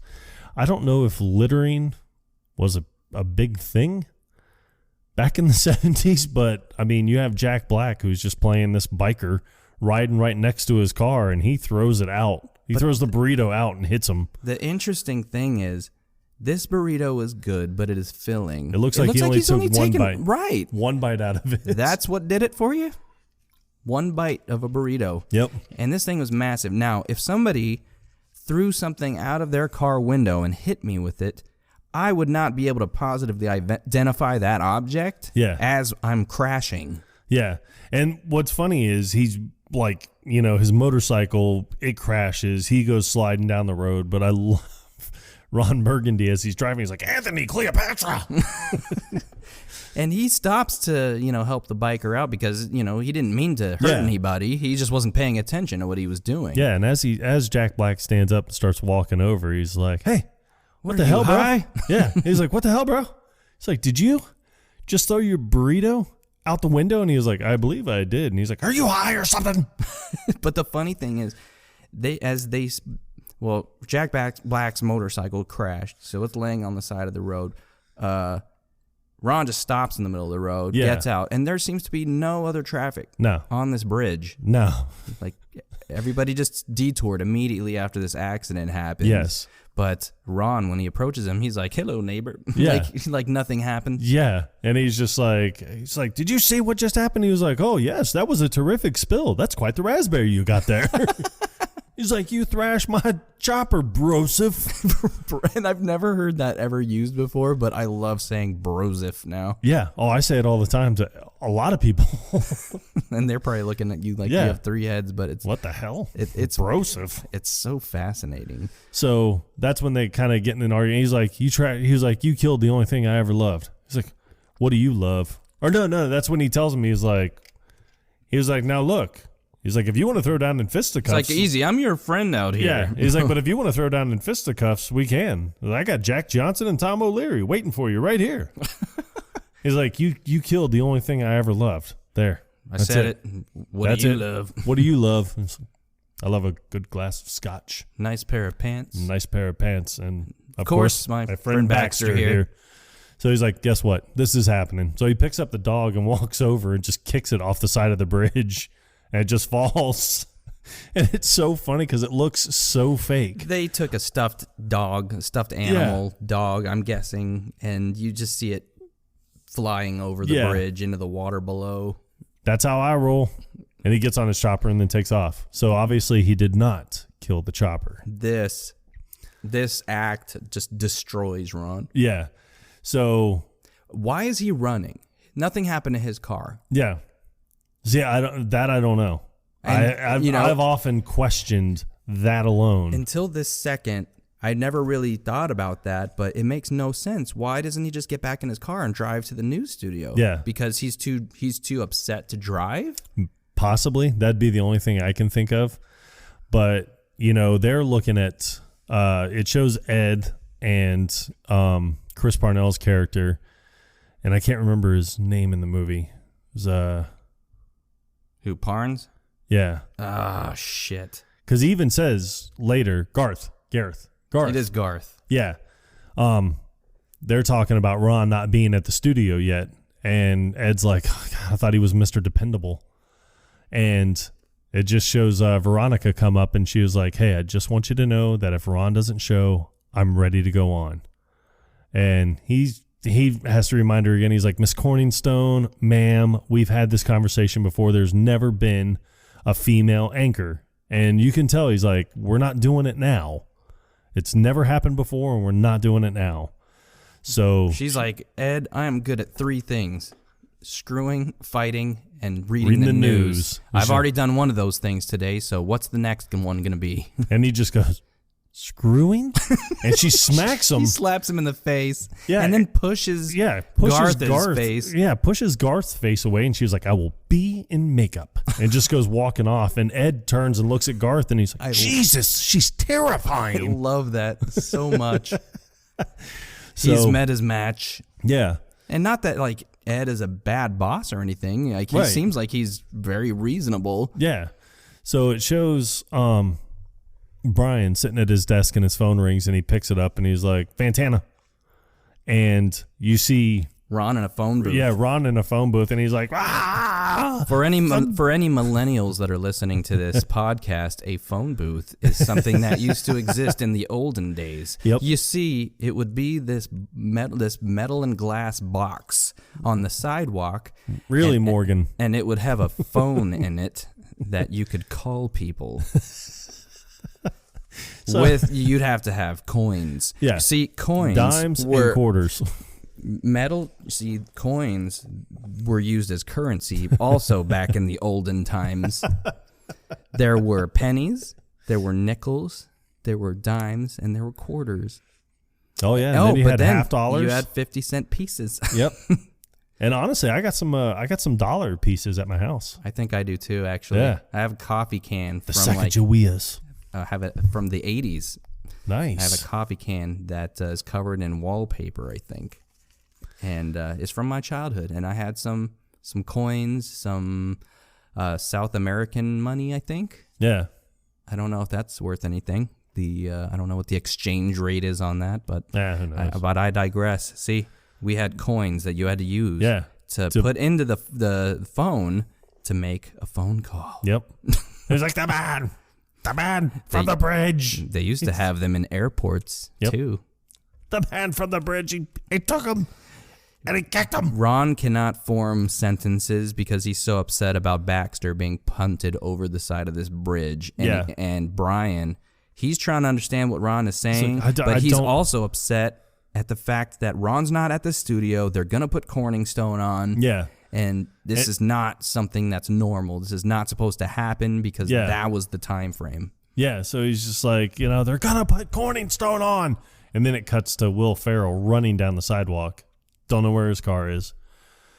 Probably still on the fucking bridge. Probably. And what's great is he has all this room on the sidewalk, but runs up and like shoulder tackles a guy. He pushes him straight down onto his ass into the lawn. And he's running and running. And then, Veronica, she's sitting in Ron's chair just waiting for the news to start. And Brick, the look on his face, because he's just, staring at her. And then she looks over at him and you're not Ron? Clearly. And I think if you watch the bloopers on the DVD, this scene took a long time to film because Christina Applegate kept losing her shit. Oh yeah. Because they're messing with her on the side, like off camera. So they're all sitting on either side of her. Brick is on one side, and you got Brian and Champ on the other. They're throwing a football, and then they're smoking. Also Brian's making faces. At one point, he takes his pants off, and he has his business shirt tucked into his tidy whities. And he's like pelvic thrusting towards her, making, vulgar gestures with his face and trying to throw her off her game. Yeah, which nothing works. I mean, she does. She reads the news. She reads the news very well. Yes. And literally as soon as it ends, she has her little sign off where she was like, "Good evening, San Diego." She's like, "Thanks for stopping by." Yeah. And they cut. And it's almost as soon as they cut, Ron comes busting in, dirty, sweaty. He's like, "It's okay, everyone. I'm here now. We can do the news." I find it very odd that with as well dressed as he is, he seems like the type of person that would have a watch on at all times. Right. Like, how does he not know that the news is already done? I think that he is probably just so distraught. Not even distraught. I'm thinking that he's so narcissistic that his only thought is, well, they can't read the news. They can't have the news. The news if waits I'm for not me. there. Yeah. So if I'm not there, they're not going to go on. They're not going to go live. They're not going to do any of this because that would make sense. Yeah. So I think that that's how more of his view. Like, they waited for me Now it's time to do the news because I'm here. So, and then she's like, oh no. And, Ed even tells me, he's like, sorry, Veronica had to fill in for you. Like, we had to go on.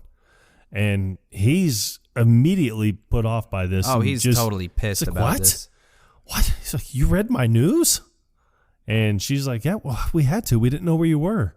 We were worried. Yeah, and she's like genuinely worried about Ron because it's like, oh, well, he wasn't there on time. So obviously you're going to worry because that's what he takes pride in. And they didn't have cell phones back then. Yep. No, not a cell phone to be seen.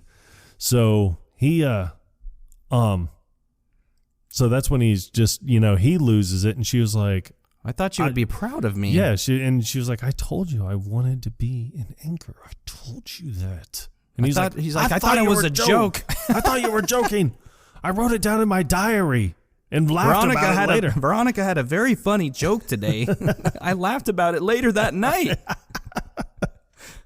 So she was like, I thought you would have been proud of me, both as a coworker and as my gentleman lover. Ed is like, this is the first that he's hearing about it. Because like, apparently he wasn't in the office at the time that Ron shouts it from the top of his lungs. Yeah. So he's just like, oh no, great. Here we go. So everything goes downhill from there between Veronica and Ron's relationship. Obviously they're broken up. But they still have to work together. Yeah, and she is out, like all these news clips that are coming. She's out like busting drug rings and, doing all these other great things. And then it shows Ron, and it's like Ron Burgundy finished second in a hot dog eating contest. Yes, his career is going downhill. Yeah, but hers funny, is taking off. The guys, like, they've got his back. They're by his side, right. Throughout this whole ordeal. And it shows the intro scene with, including her. Because you've seen it at the beginning of the movie. It shows the intro to the news with Ron, Brian, Champ, and Brick. Yeah. But then it's showing the new version that has Veronica Corningstone included. But what they're doing is they're getting her to look away from the camera. Yeah. So they can all look at the camera together. And then when as soon as she looks back, up, they all look down. Yeah, they all look down, they all look away, and as soon as she looks back at them, they all look up again. It's so fucking childish. It is. It's very childish. But what is great before they introduce her as becoming part of the news team is when Ed actually announces it and says that she will be the new co-anchor. And one of the things that I've noticed in the back, and I had probably seen the movie 100 times and never noticed it before, is Brian faints. Like, he actually puts his hand up on his head like a woman. He's just like, and falls out. Now, Dutch, men faint too. Well, yeah. So everything's just going horrible for them. And, I know that they come across the Channel 2 news team again, and this time it's like it's on, because they notice a turn in power when it comes to the women in the office. So they always seem like the guys that could just be like, oh, hey, Sherry, what are you doing? And she would just be like, oh, nothing.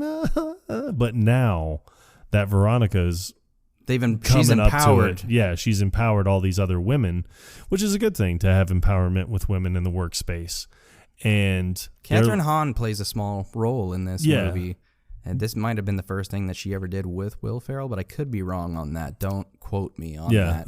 But this was before Step Brothers came out. So he's sitting there like, okay, and as she's walking by, he's like, hey, Sherry, where's the party? And she's like, children grow up. And then Ron's just, son of a bee sting. So they're talking about how bad they all feel. And he was like, there's only one thing when you're in an existential funk like this that'll make you feel better. And then Champ's just, go to the zoo, flip off the monkeys? He's like, no. Orange mocha frappuccinos. I'm joking. He's like, no. Buy new suits. Right. And then they all do the four of them all jump in the air at the same time. So you're half expecting somebody to snap a picture at that moment. Yeah. So they take off. They're going to buy suits, and then apparently Brick told them that he knew a shortcut. Yeah. Which, why would they listen to Brick? Yeah. Which they're walking down this alley. Like, how in the fuck did they get here? Yeah, and there's no like, stores. He was like, where are we, Brick? It's like, you said you knew a shortcut, and he's just like, okay. Okay. He's just like, well, do you know the shortcut or not? And he's like, fantastic. He's got nothing. Yeah. So that's when the Channel 2 news team shows up, and this time, like, there's gonna be a fight. The Channel 2 news team is riding bicycles. Yeah, which is, I guess from what I can determine, is they are on neutral ground now. Like, they're not on anyone's turf or anything. This is neutral ground, so they're gonna fight. And then Tim Robbins shows up with his public news team. He was like, public access news is taking a break from its pledge drive to kick some ass. You got Ben Stiller leading the Spanish-speaking news team. Yeah.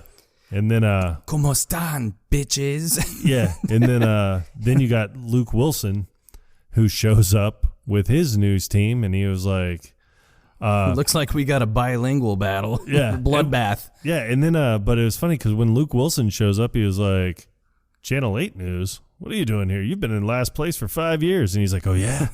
You're about to be in dead place. So they have all these different news brands there. And so as I was stating earlier, this is, the evidence that all the news teams basically hate one another. Yeah. So Will Ferrell walks out, or Ron Burgundy walks out to the middle, and he's like, all right, first we're going to set some ground rules. Rule number 1, no touching of the hair or face. And then you see Ben Stiller, and he's just like, of course. Of course. And that's it. Now fight. And I pointed this out to you today that I just noticed recently. Right when they start fighting. Right when it starts fighting, it shows the wide shot of everyone. If you look kind of up in the upper left corner, that's where Brian Fantana is. As soon as he goes to take off, he slips and falls. Even when you pointed it out and rewound it a couple times, yeah, I barely caught it. Yeah, because it happens so fast. Yeah, and honestly, I think I was watching it and got up off the couch, and because you hear him fall. And I think that's what caught my attention. I was like, what the hell was that? So I looked, and I was like, oh my. So I rewound it. It is the funniest thing. The funniest thing to sit and watch this one scene over and over, because it is one of those things where it's like, oh my God, you got him dancing like a little girl when Champ was talking about Veronica's butt. Then you have him faint in the office, and then you have him slip right before the fight. So it's just these little things that Brian Fantana does that make this movie exactly what it is. It is funny how the other news teams that show up, they've got weapons out already. Yeah.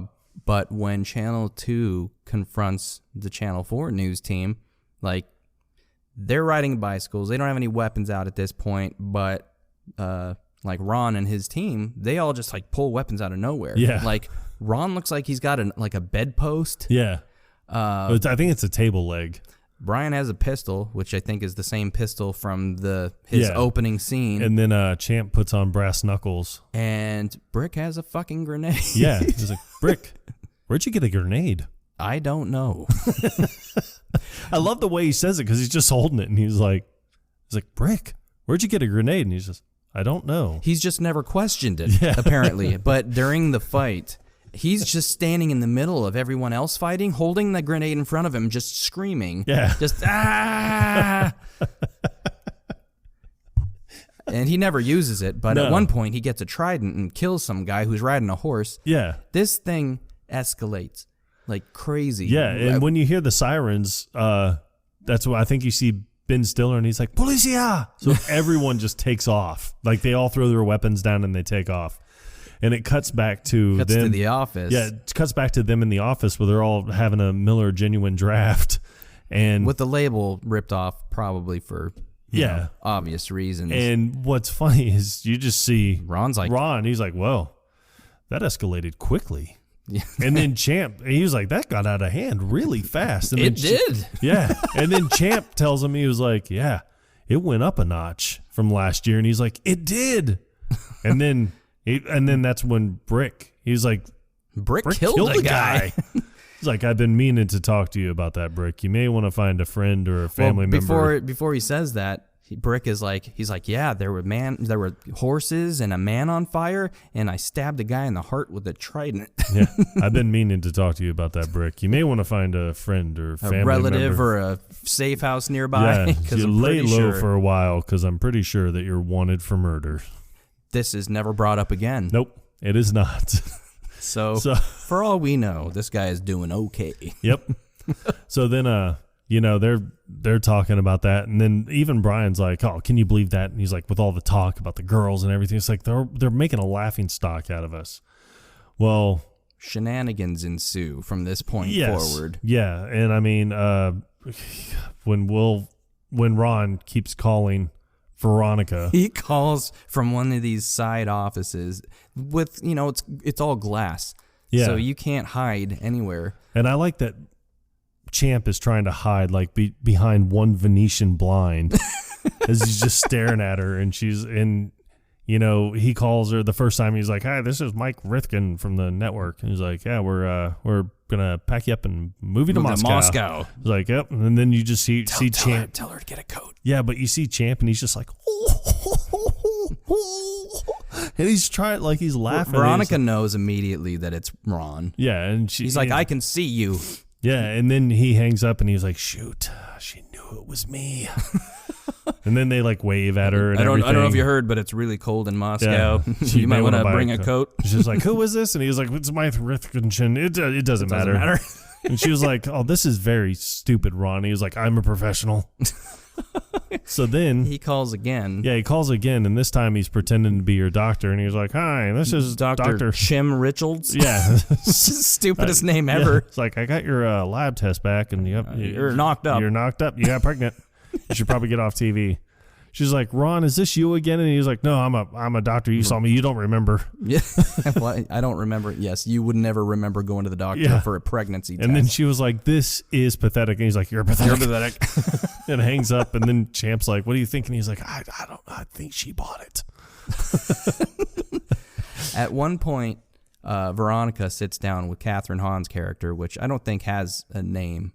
I don't think it ever really addresses her name, but I do like when Will Ferrell did pay off the announcer for the news show, and he was like, "Tonight's evening news brought to you by Ron Burgundy and Tits McGee," and then she's like, "I'm Veronica Corningstone. Tits McGee is on vacation." Yeah, and then he's like, "And I'm Tits McGee. I'm Ron Burgundy." It's almost like it backfires. Yeah. But no, during this meeting, and it looks like they're at a restaurant or something, but Catherine Hahn's character is telling Veronica, she's like, "I've got a piece of information for you." She's like, "And you can, choose to do with it what you will." Yes, do with it what you will. Ron Burgundy will read anything that is put on the teleprompter. And by anything, I mean anything. Yeah. So then it shows the teleprompter being moved, and someone scratches out the last line where it says, "You stay classy, San Diego." Yeah. And you don't see what gets written. So, they're reading the news at night, and they're kind of having like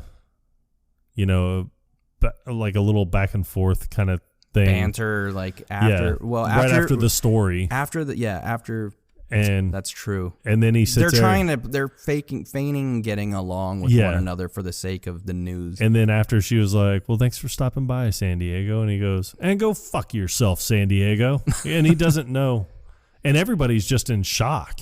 And he's just like, "Hey, that was a great newscast." He was like, "Good work, everybody, even on the floor. Good hustle." Yeah, good hustle from everybody. I really liked it. And then Ed comes up to Ron and he's like, "Ron, I gotta fire you." Like, "Okay, I gotta fire you too." You're fired.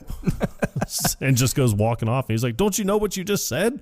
And it cuts to them replaying the news where he says, "Go fuck yourself, San Diego." He's like, "Oh, great Odin's raven."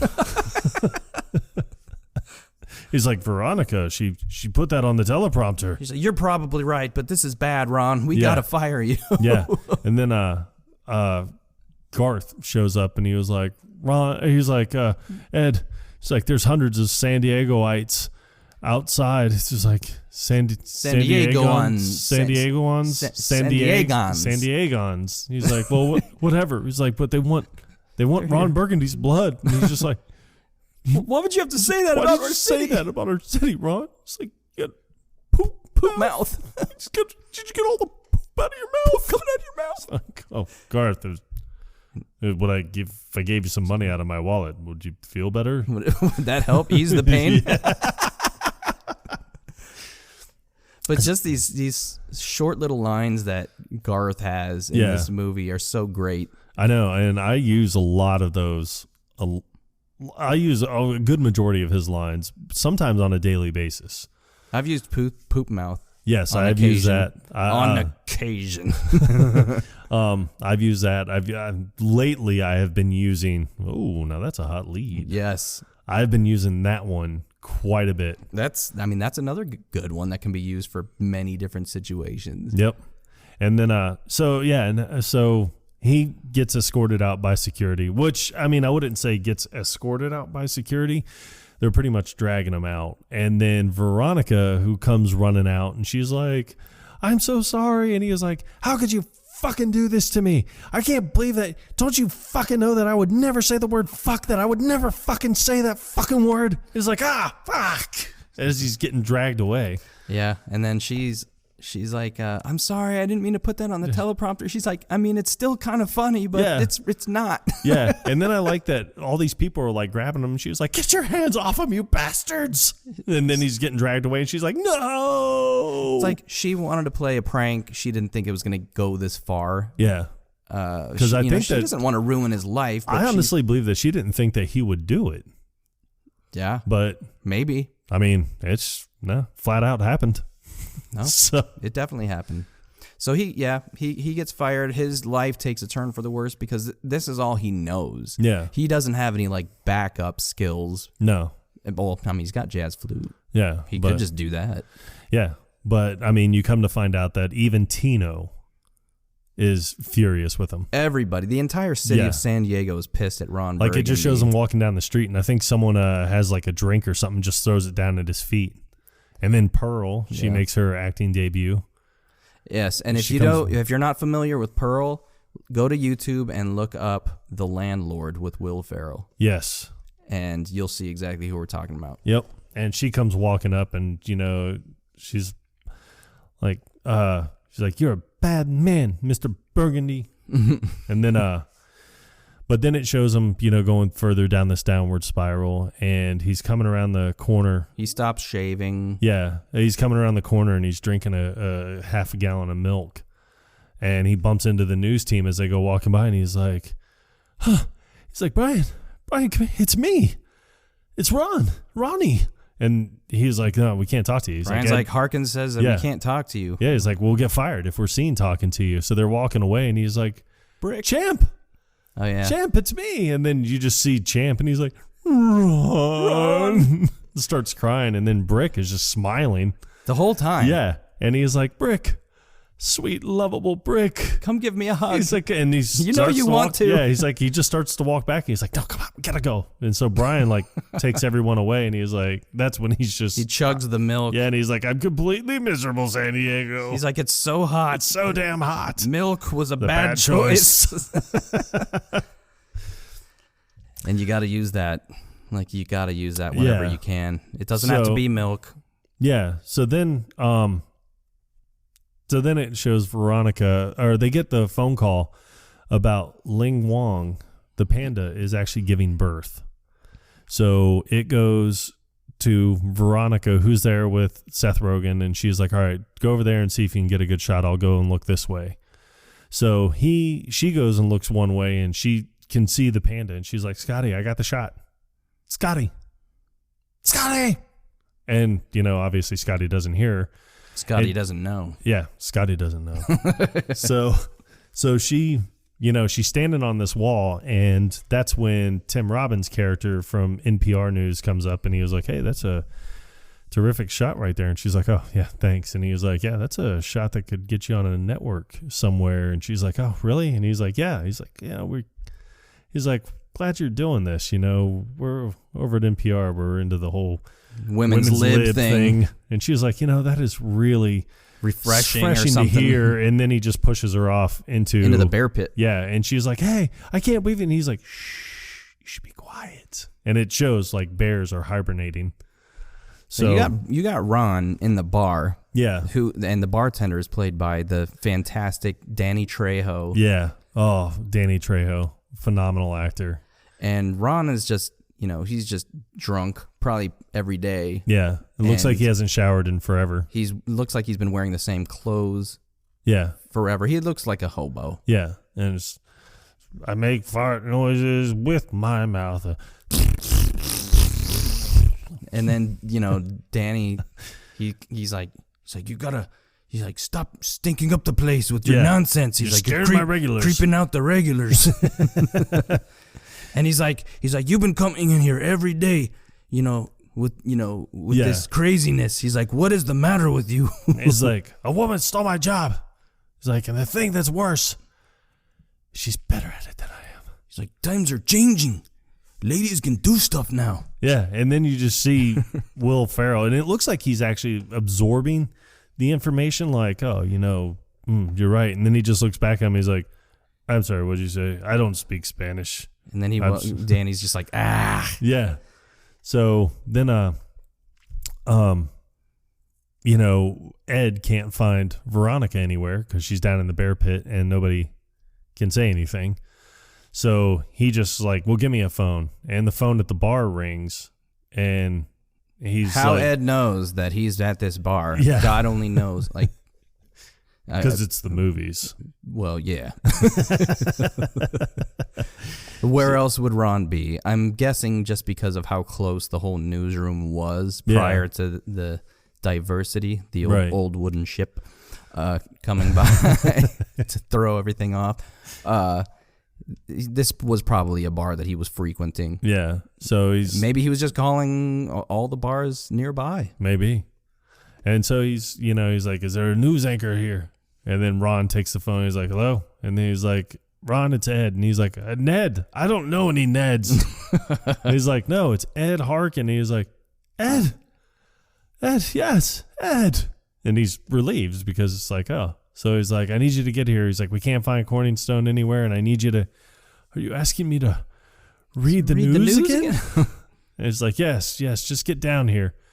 So he goes into the bathroom. He's like, I can't go looking like this. And he goes in looking like a hobo, like you said, and then comes out like clean shaven. Immediately. Yes. Brand new outfit. And then you just see Danny Trejo, and he's like, damn. He cleans up good. So he's like, I can't do this without my team. Yes. And then he gets this like giant conch shell. From God knows where. Yeah. And just blows into it. And you just hear him. He's, news team, assemble. And it shows all this wildlife. Yeah, like birds flying. Yeah, like he's heard from around the world. But then it shows everyone else. It shows Brick and Brian and Champ. They're all at the pool table. Well, what I think is great is it shows Baxter coming out of like a lake or something, and he barks, and down at the bottom it says, I'm coming, Ron. I forgot about that. Yes. But it cuts Brian standing closest to Ron. Yeah. And he's like, hey, Ron. Yeah, and he What's just up? looks over, and he's like, oh, I didn't see you there. And he was like, well, we've literally been here the entire time you have. It's like, oh, well, this is embarrassing. He's like, I got the call from Ed. He wants me back. So he tells him, he's like, it's like, but I can't do it without you guys. And what's great is Brian Fantana is just like, what are you talking about? That's like a half a lifetime ago.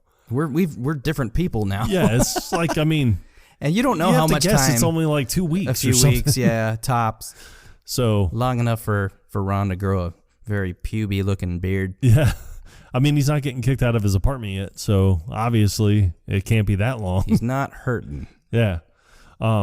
So he goes, they all go, and I like Brian Fantana before they leave. He's just like, I'm getting too old for this shit. And he's really not, because he's fucking aging backwards. Asshole.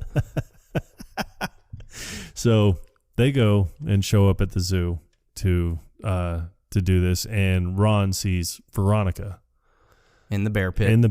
And he was like, hold on. And then, Brian even tells him, he's like, no, you have to report this story. He was like, she's down in that bear pit. God does not want her to live. That's what Champ says. Oh, yeah.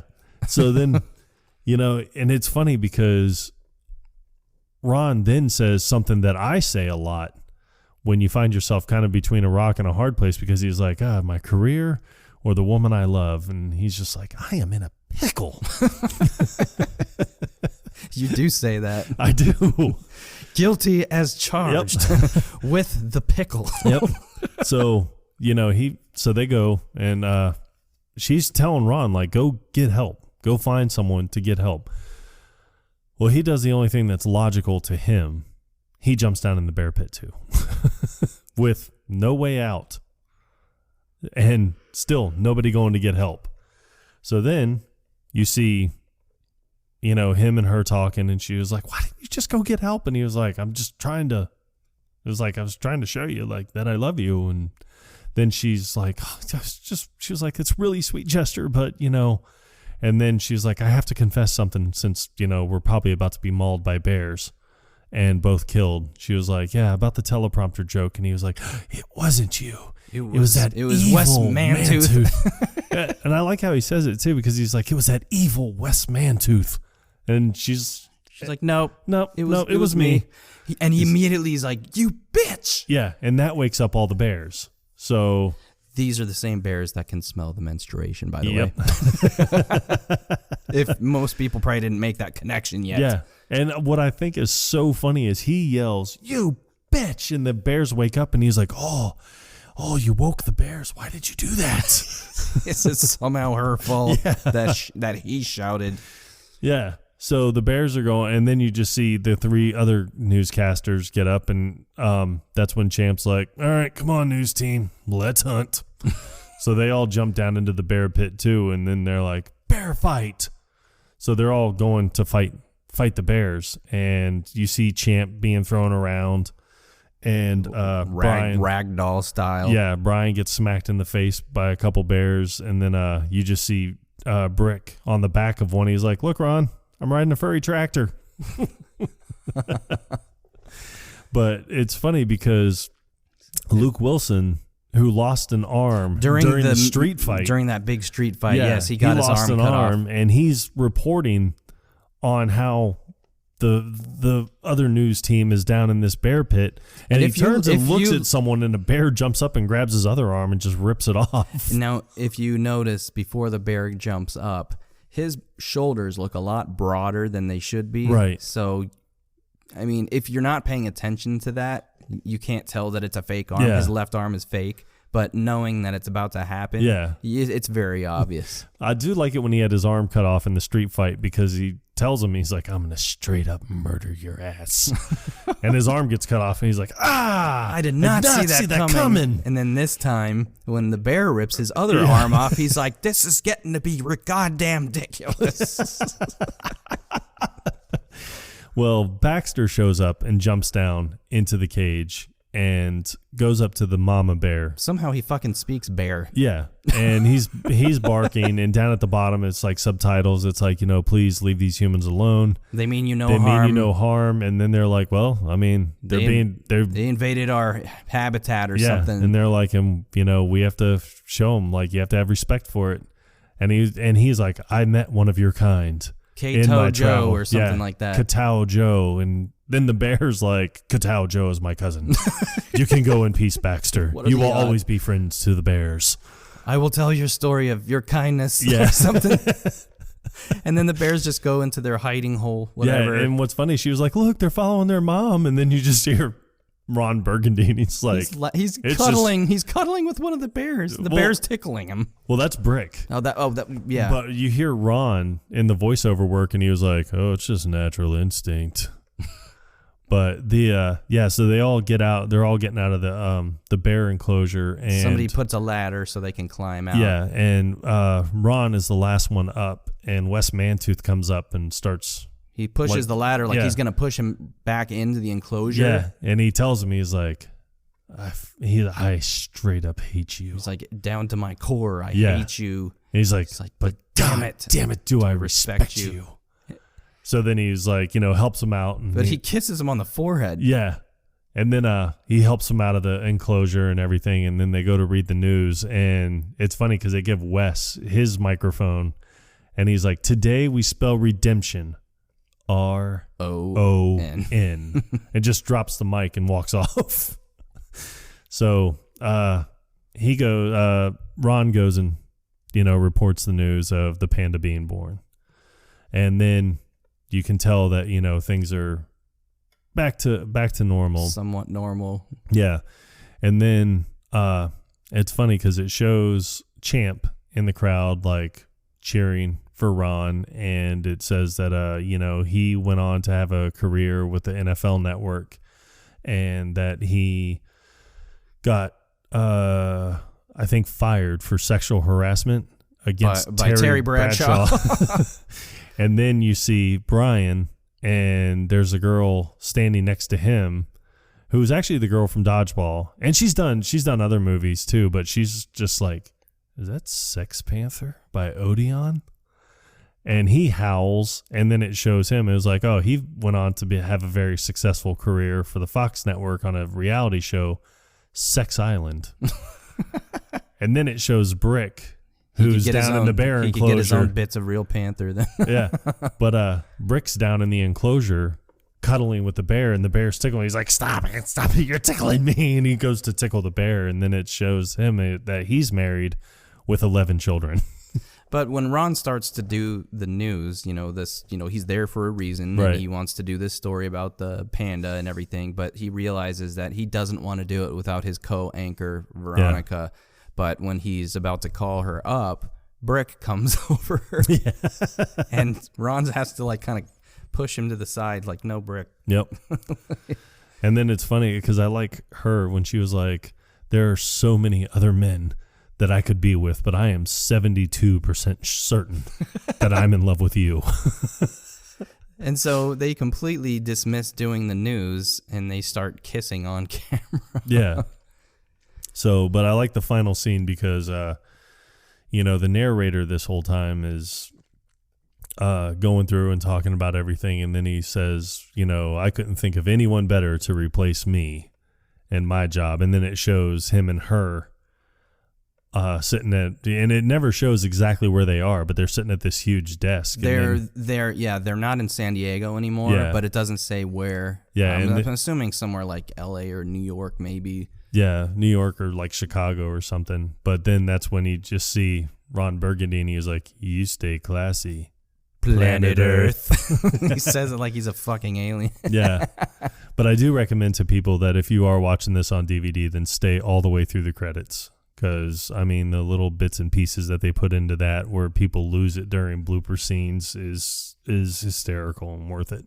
The different lines that Ron has after he finds out that he has said, go fuck yourself, San Diego. It was, Uncle Jonathan's corncob pipe. Yeah, by the hammer of Thor. He says the beard of somebody else. It wasn't Zeus. He says somebody else, and I can't. It's escaping me. Yeah, I know it is. Oh, it's really funny though. This movie here on a scale of 1 to 100, it's definitely 95, 97% quotable. No, I stopped grading them. I just enjoyed talking about it. I think in the bloopers on this one is where they were saying like I pooped a hammer. Yeah, I pooped a Cornish game hen. Yep. And then he goes to laugh, and he's just like, nope. Nope. Sweet, gentle Brick. Yep. Oh, man. So. Anchorman, everybody. Anchorman. Gotta love it. Yep. Loving every minute of it. Loving every minute of it. Loving every minute of it. Loving every minute of it. So what are we doing next? You got to tease it. I did the last one. Okay. So the next one I know that we were talking about not doing a Will Ferrell movie back to back, but in all honesty, it's almost unavoidable because Will Ferrell is just about in everything. It is really hard to avoid. Yeah. So I'm thinking that the next one is going to be Murder on the Orient Express with Johnny Depp. That is false. Yes, that is false. No, I was thinking. Don't tell him. Just No, tease no, it. I know, but it's like Pretend it's foreplay. Oh yeah, you're gonna swim out in the middle of an ocean with 20, 30, 800-pound tunas? No, you wandered into our domain now. And now we've got the taste of lion. Oh shit. Yeah. I mean, I think it's worth doing. I know. I will give 2 weeks in a row. Yeah. For sure. Yep. Well, now I got something to look forward to. See, I like when it's a surprise. Yep. So I'll pick the next one after this. But All this right. has been another fun one, man. Yes, it has been a blast. And until next time, you stay classy. Quotable Nation. Bye, everyone. Bye.